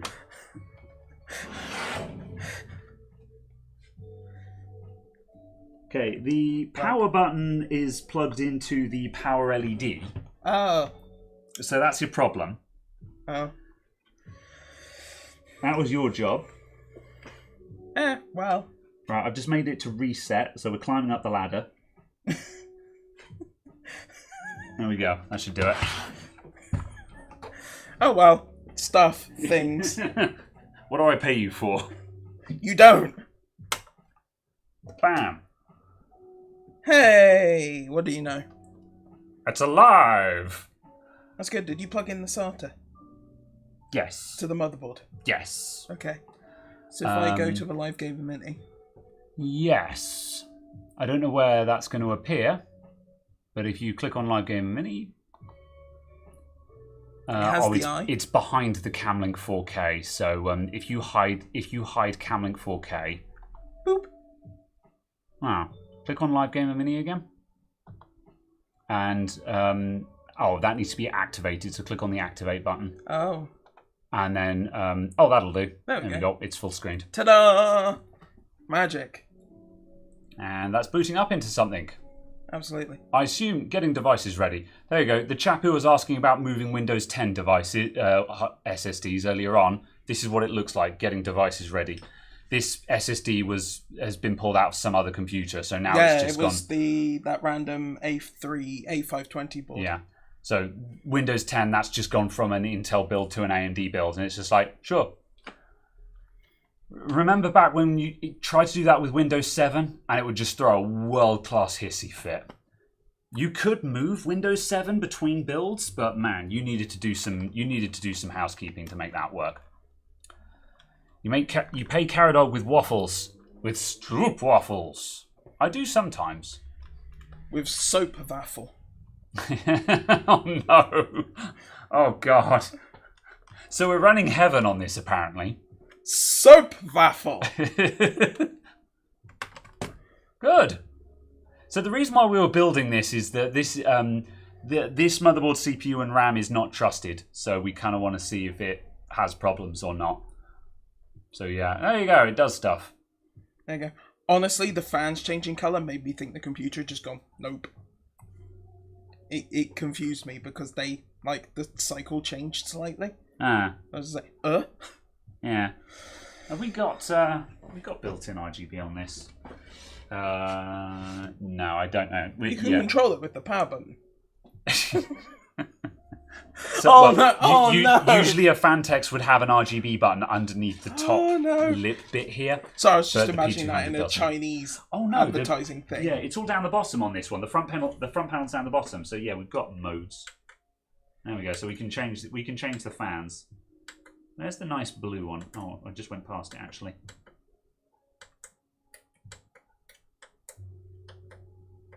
There's a blue, green, turquoise, blue. There you go.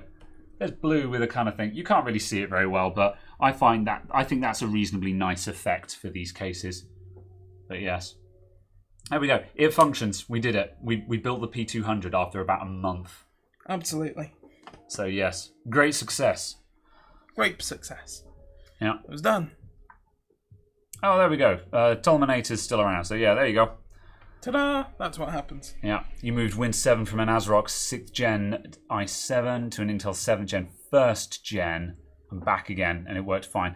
That's probably because Intel, to be honest. I have to admit, Intel boards were a lot better for this. My experience was generally with AMD stuff, where AMD FX, so much stuff is discrete on AMD FX motherboards. Because the chipset was ancient and terrible. Because the chipset was ancient and terrible. So pretty much every single motherboard had a different SATA controller on it. So yeah. So yes. Damn, GTX 960. It sure is. However, the GTX 960 is not awful. So yeah. You could maximize OBS to get a slightly bigger preview there if you wanted.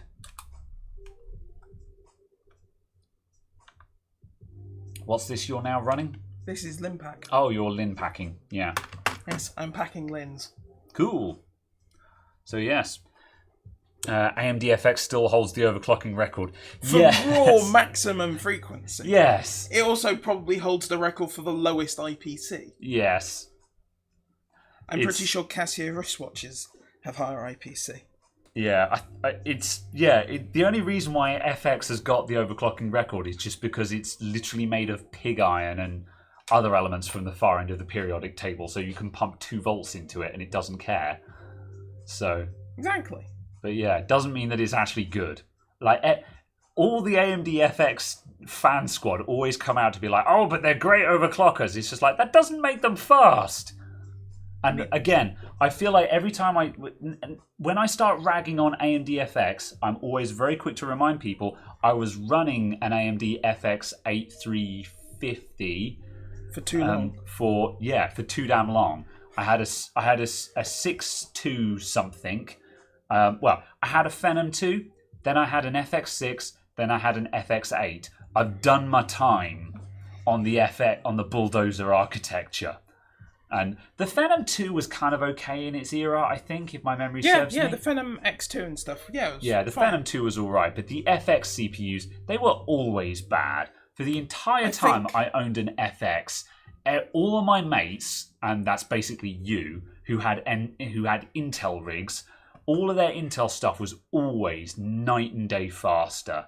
And I'm just like, why are all my mates with Intel have faster PCs than me? I mean, I did also have a computer that was probably 4 times the cost of yours. Yeah, but... So, 601, half a dozen of the other, but... Even that still... it was 6 times the cost because the motherboard cost £300 because that's all you could get from Intel. Yeah, but also, like, the FX8, that was supposed to be not a flagship, but it was certainly a high-end CPU, and it gave mediocre performance. And at the end of... When I finally got rid of that FX8, I went from an FX8 to a 4th gen Intel. Yeah, you went to a 4670. Yeah, the CPU that's in this computer. Yeah. And, and I got... Oh, have you not upgraded this? I thought you put the i7 in this. I thought you had an i5. Oh, did I go to an i5 at one point? Yeah, I did go to the i5, the 4th gen i5, yeah. And that was the one that we... 770K. Yeah, that's right, yeah. Either way, the point is I went to 4th gen Intel and just like doubled my frame rate in games, you know. And I was just like, this is why I hate AMD FX now, you know. Just, I love AMD today, but this is the thing. Like, when AMD 2nd gen was out and about, I made a video in which I infamously said, I don't care about Ryzen. Yeah. And that's the thing. At the time, my mindset is I'd just gotten away from AMD FX. And as far as I was concerned, AMD had just left the enthusiast space to rot for 8 years with no new chipsets and just CPUs that had garbage IPC and only ever were any good in heavily multi-threaded applications. And nothing was heavily multi-threaded at the time.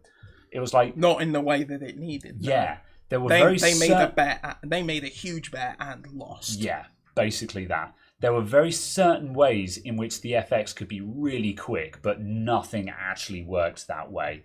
And so, I said I don't care about Ryzen because at the time I'd just gotten away from an FX8 that was just terrible. But hey-ho, I'll happily eat my words now because AMD Ryzen is the shit. And I love it to bits. Yeah, absolutely, yeah. I think I've got a pinned comment on that video saying my comments in this video have aged very poorly. I'm aware, Yeah. So yeah. But at the same time, it's kind of a case of, well, that's kind of what happens when you look at videos that are 3 years old. Yeah, that's true. Yeah. Plus, I could always be CPU bench and still trying to pretend that Intel is better. Yeah. And still trying to deny that Ryzen has... user bench. User bench, yeah.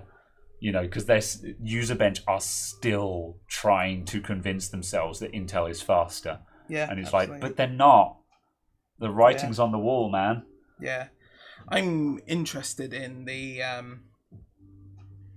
11400F and stuff like that. Just Intel have got some 200 good CPUs. They're just under £200 CPUs. Yeah. And they're good. Yeah, don't get me wrong. For that price. I'm not saying that Intel is really trash. Solid. Yeah, just Intel have just got a really weird situation where they're putting out CPUs that are by no means bad. Just AMD have just putting out really good stuff these days. Yeah, absolutely. They're a really tough act to follow right now.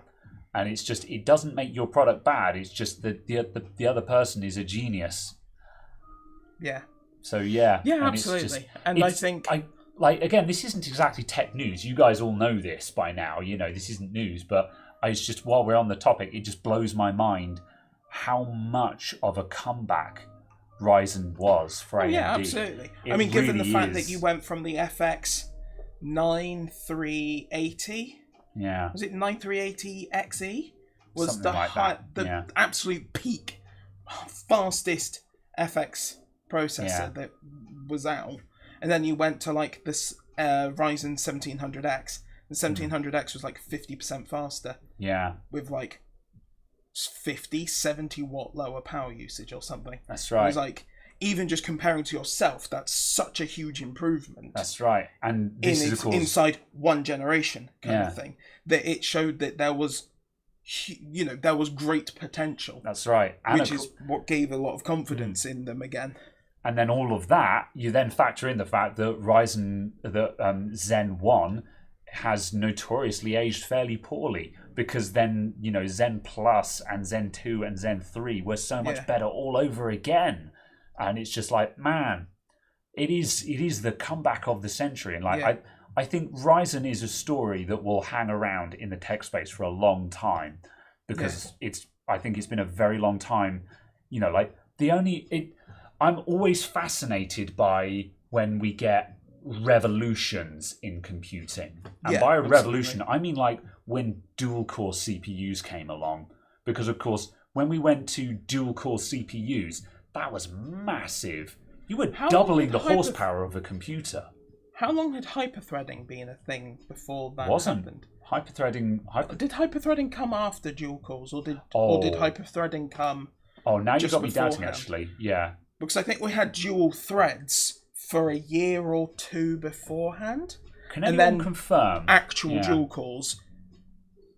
Yeah, and I was just like, I think this was also. I think like the very early hyperthreading was also very specific. It had a similar issue that FX had, in that it was only useful in very specific circumstances. And of course, hyperthreading did come first. Yeah, because it was the because it was the P4s, and then it was the core that brought. That's right. Cores. Yeah, the Pentium 4 hyperthreading. Yeah, Pentium 4 HT. Yeah. But obviously, again, that wasn't exactly doubling the performance of your computer. No, it was it wasn't two physical 15%? cores. I think it was something like 15-ish%. Yeah, I don't know. I was an AMD boy at the time. I was Athlon XP. Yeah. But when dual cores came out and you were literally slapping another core, a second CPU into your computer, and obviously we were getting to the point where we were moving into. Even XP got a massive boost, because I know around that time I was running an Opteron. I had a Socket 939 Opteron because I wanted to be a Flash boy. I didn't want to have an Athlon 64. I wanted an Opteron for pimp value, which was kind of a waste, because the Opterons were great overclockers because they were binned Athlon 64s. But I didn't have an overclocking computer, so I just had it for pimp value because I wanted to put Opteron in my spec. But at any rate, of course you did. Yeah, when I went from that, and then I remember when it was getting on its last legs, I swapped it out to an Opteron dual core, and again, literally just doubled the horsepower of my computer in a chip swap. Yeah. Because there were Socket 939 dual core Opterons. Yeah, exactly. And it was massive. Yeah, but so I can't remember where or why or who, but I remember someone going on about a quad socket Opteron machine to have obviously 4 threads. Yeah, because just the madness of that setup, and obviously, and it was going over like a 600 megahertz bus between the CPU, so the latency was measured in hours. Yes, yeah. I mean, I was I can't remember the name of the company now, but when I was working for my old boss and we were doing contract jobs, I would do the joke, but I don't want to name names. We had a big contract. We were working for a company that was making what the company was seeking to do. This was in the very, very early days of internet streaming, and they were making computers, and they had written software that could where you could plug a broadcast camera into the computer via FireWire, and it could encode and stream the video in real time across the internet, which is what we're doing now, and you can do from your mobile phone. But this was 2006, 2007 maybe. And back then, streaming live media over the internet in real time was a feat of wizardry, because you had to encode video in real time. And to do that, we were doing dual socket Opteron builds that had dual socket Opterons, and I know they were fiddling with encoding on CPU and encoding on GPU and stuff like that. We were building £3,000 rack mount computers that would then go into a rack, and they would bundle that all up, and they would go on site, and so they would be able to go to an event, say, a concert and plug in the broadcast camera and transmit the concert across the internet. So instead of having to do like a satellite broadcast from a telecoms van kind of thing. Mm. And obviously, telecoms to like 128 meg if you had a dual SDN line. Yeah, that's right. And so, as I say, at the time, it was amazing. Well, I didn't know anything we weren't doing anything with the tech or the software. We were just building the computers for them. But yeah, they were working on stuff, and it was big. I mean, obviously, these days, it's completely irrelevant. But at the time, it was massive. And yeah, but weirdly, the company didn't have any in-house IT. So they were outsourcing the construction of these computers to us. And I know there was one time where they needed one of these builds. One of them had gone down, bad motherboard. And they needed it fixed ASAP. And because we had a contract with them, it was a case of they called, we had to come and run in. And I know I was called at like 9 p.m. by my boss one evening. And he said, I need you in London tomorrow at 9 a.m. at their offices on Fleet Street or something, wherever they were, because they were a superstar internet company kind of thing. Yeah. And you need to swap out a motherboard. The new one has already been shipped there. I just need you to go there and do it. And so, yeah, I was on a train at the crack of dawn from Hampshire into London, and I showed up at the office. And again, they had an in-house IT guy, but he wasn't savvy enough to swap a motherboard, apparently. And so, yeah, I was tearing apart this thing and swapping out motherboards on site. And the guy was just like, whoa. And I'm just like, dude, yeah, what's mine say? Yeah. And yeah, it was just... Bro! It was a weird time, man, and it was a weird job, and I kind of love having, I love the memories of jobs like that because you have weird stories. And again, these days it's all irrelevant, but at the time it was cutting edge. Yeah, so, yeah. Absolutely. It's, I don't know, in a way I kind of feel like we're not going to have that kind of stuff, but at the same time, obviously we don't know what we're going to have tomorrow. Yeah, I think that's why I find this interesting. Is that there's probably you managed to be involved with the stuff that went somewhere. Yeah, kind of thing. And if you've been involved in a company that was making Firewire cards, the story would be completely different. Yeah, because Firewire cards never really went anywhere. Yeah. Did we get? Oh yeah, no, they did go up to Firewire 1600, didn't they? No idea. Yeah. I think there was some special. Possibly Apple-only edition. Firewire did have some very niche uses in the high-end media space. Yeah, because it was DMA. It was much lower latency.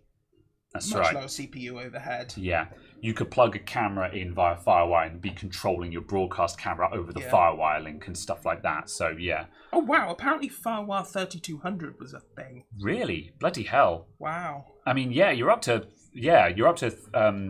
3200 is fairly serious, so yeah. There you go. Lord. Yeah. There's probably some old folks in the chat who were around for other revolutions, and it's just, I'd imagine that they were around for, I guess revolutions like the standardization of form factors like AT, where computers went from being incredibly proprietary things to actually being something that a person could assemble, you know? Yeah, without a massive warehouse of components. Something Radio Shack Trash 80, etc., you know? Yeah, I don't know, it's just... What was my first computer? I think mine was... Yeah, I started quite late, 'cause my first involvement was probably an Athlon XP. Something around that. It was just after all of the stuff with like overclocking with a pencil. Yes.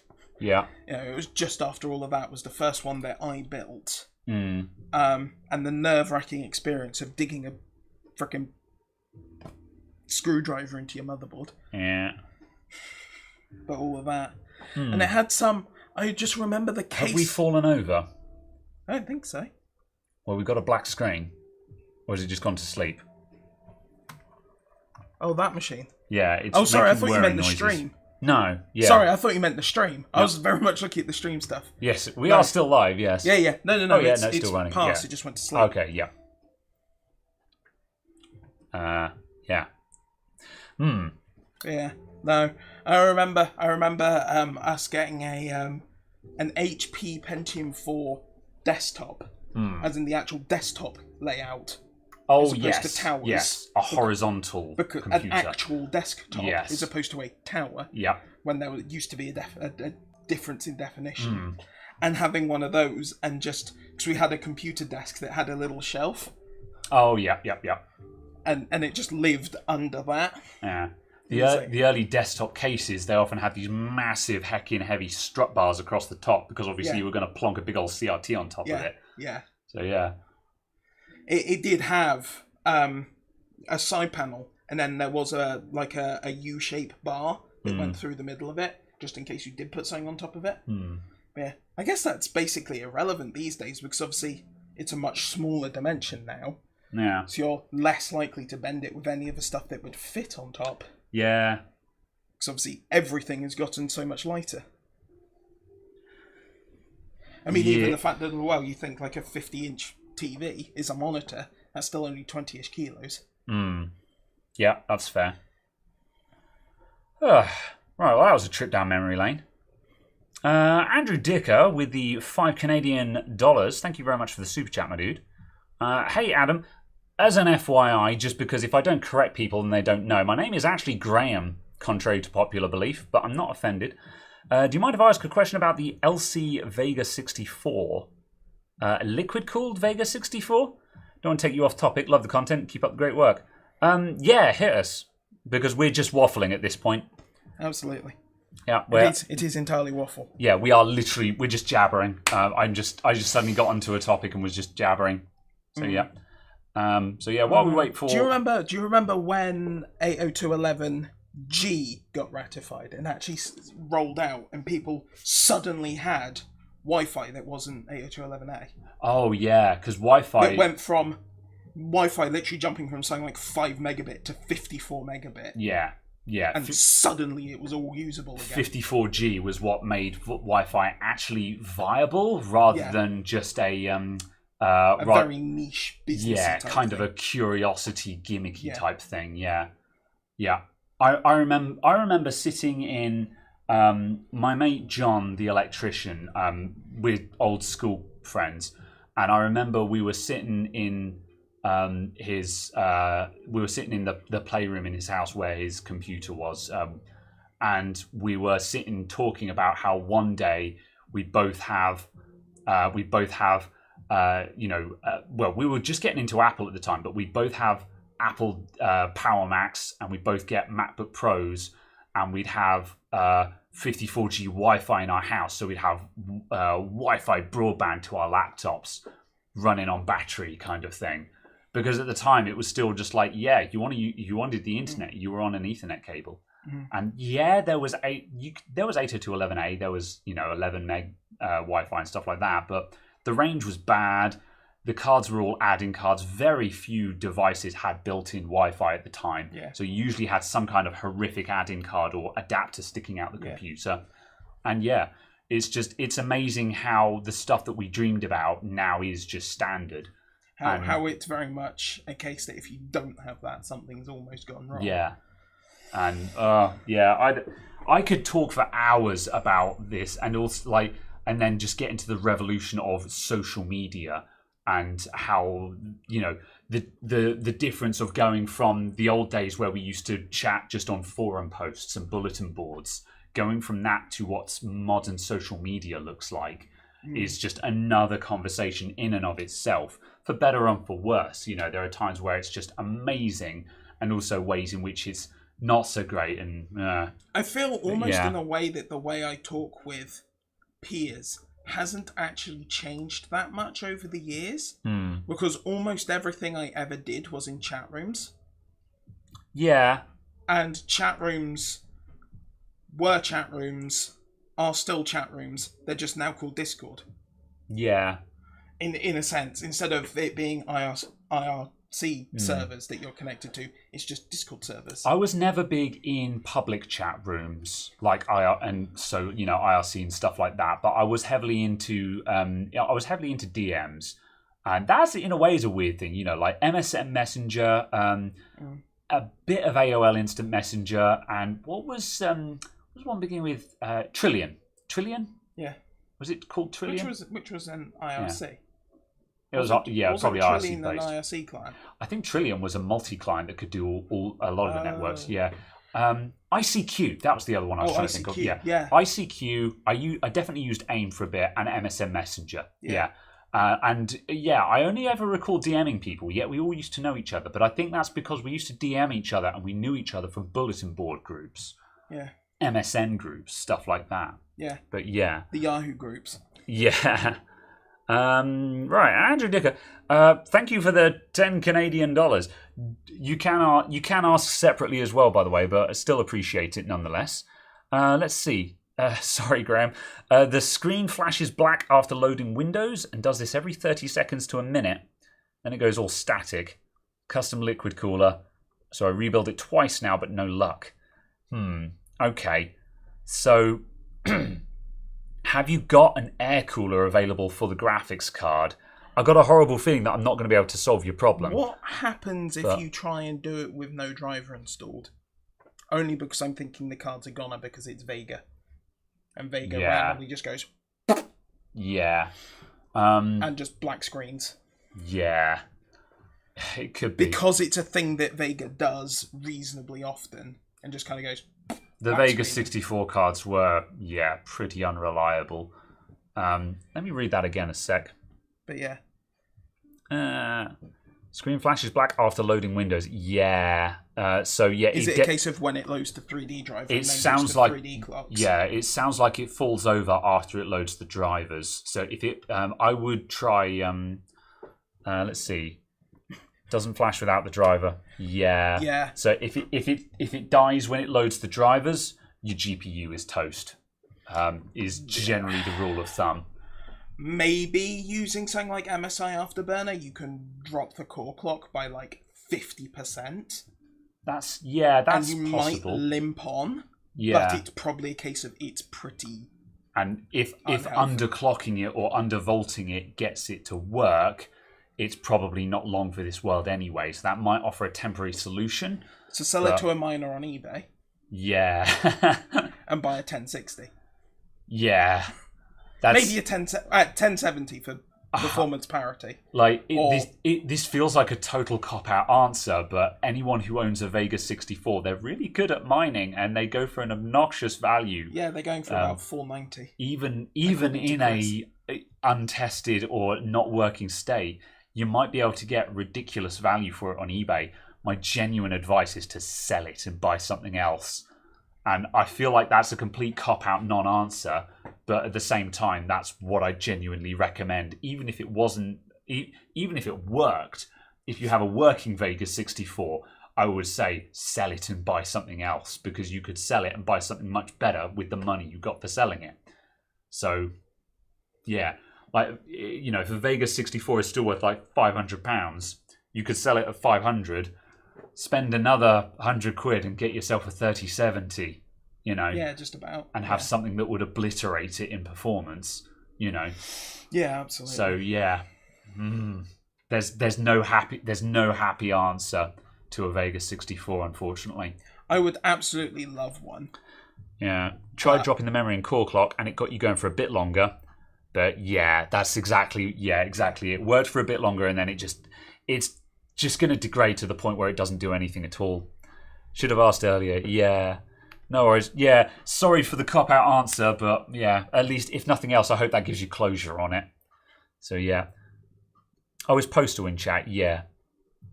Yeah. Yes. Yeah. And also, as Chris says, about £10 per mega hash. That's ridiculous. If that's how it kind of equates out for the pricing. Yeah. Because then that gives you like £490 for a Vega 64. So you could possibly sell it for more than you bought it for, depending on when you bought it. Yeah. Yeah, well, Chris S. did manage to get a little bit of extra money out of his 3070 and then sell it and get the money on that on top, you know. Yeah. That's the problem. If you've got mining on the equipment you've got, it's not an awful idea. And I keep looking at the computers I've got kicking around the shop going, But at the same time, how's that Dogecoin doing? Yeah, I'm just like, no, I can't be bothered. I cannot be bothered to get into that game. So yeah.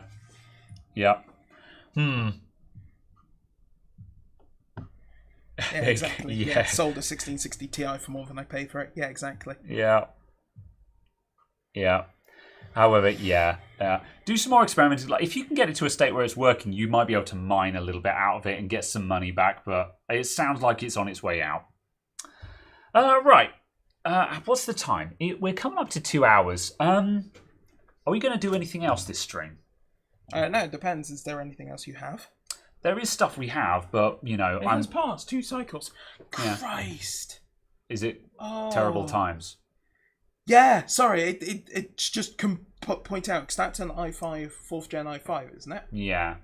Just how slow that is compared to a 3600. Yeah. Oh, that's astounding, 'cause it's only done 2 passes in all of this time, and the 3600 did 3 passes in less than 10 minutes. Yeah.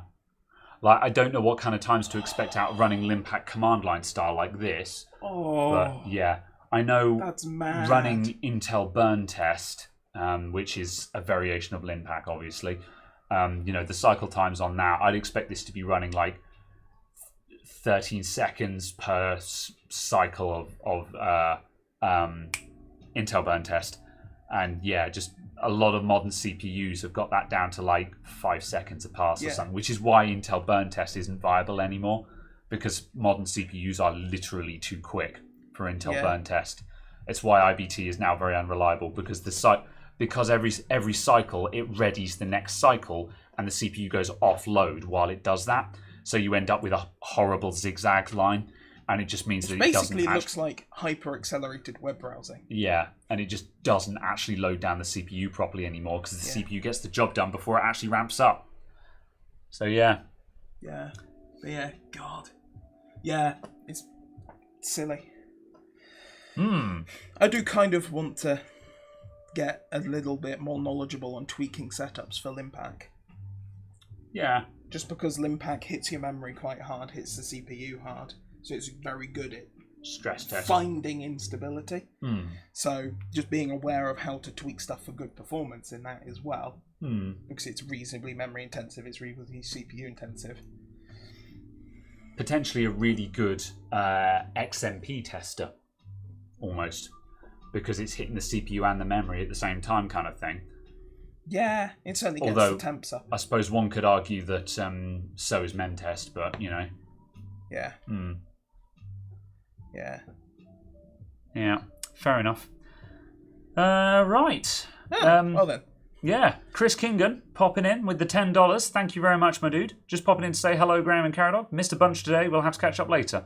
Yep, you popped in the last minute. I think we're going to wrap up today because we're at the 2-hour marker. We're kind of done with this, and I'm kind of hungry. And yeah, I don't want to start anything at the 2-hour marker at this point because I'm trying to avoid epic long streams unless we have a reason to. If we're already in the middle of something, we'll run over. But yeah. Good. Yeah, we're going to wrap up then. So that was not the camera I wanted. No, that's the... How do I get that one full screen then? HDMI is the one you want. There we go. Okay. Oh, I just realised I've been stood for most of the time with a microphone for a face. Probably, yeah. Fabulous. But I was earlier on as well, so now we're evens. Hi. Now we're evens. I exist. I'm not a microphone. Right, yeah. So we're gonna move on. We're gonna head on out. I'm hungry. Gonna go home, have some food. Thank you everyone for tuning in today. So thank you very much for all the super chats and all the rest of it. We will be back next week, same time, not the same place. We'll be on the second channel. Check the description down below. Make sure you subscribe to the second channel because that's where the podcast will be next week for realsies this time. Absolutely, and we'll actually even test it. Yes. More than 20 hours in advance. Yes. In my defense, I did go and it said you're eligible for streaming, and I'm like, good, we're ready to go. We are ready to go, other than apparently not being ready to go. Yeah. Oh well, such is. So yes, we'll be on the second channel next week. Thank you everyone for tuning in. We'll be back there, and we'll be doing some more hardware testing next week because we've got some hardware to test, and I kind of want to reproduce the faults on it. And if nothing else, I've got some broken stuff that I just want to do an autopsy on because I think there's probably an interesting discussion to be had over what's wrong with it and theoretically how you might approach repairing it. So yeah, that's it. Thanks everyone. See you guys next time. Yeah, bye all. Toodles. Quack. Quack.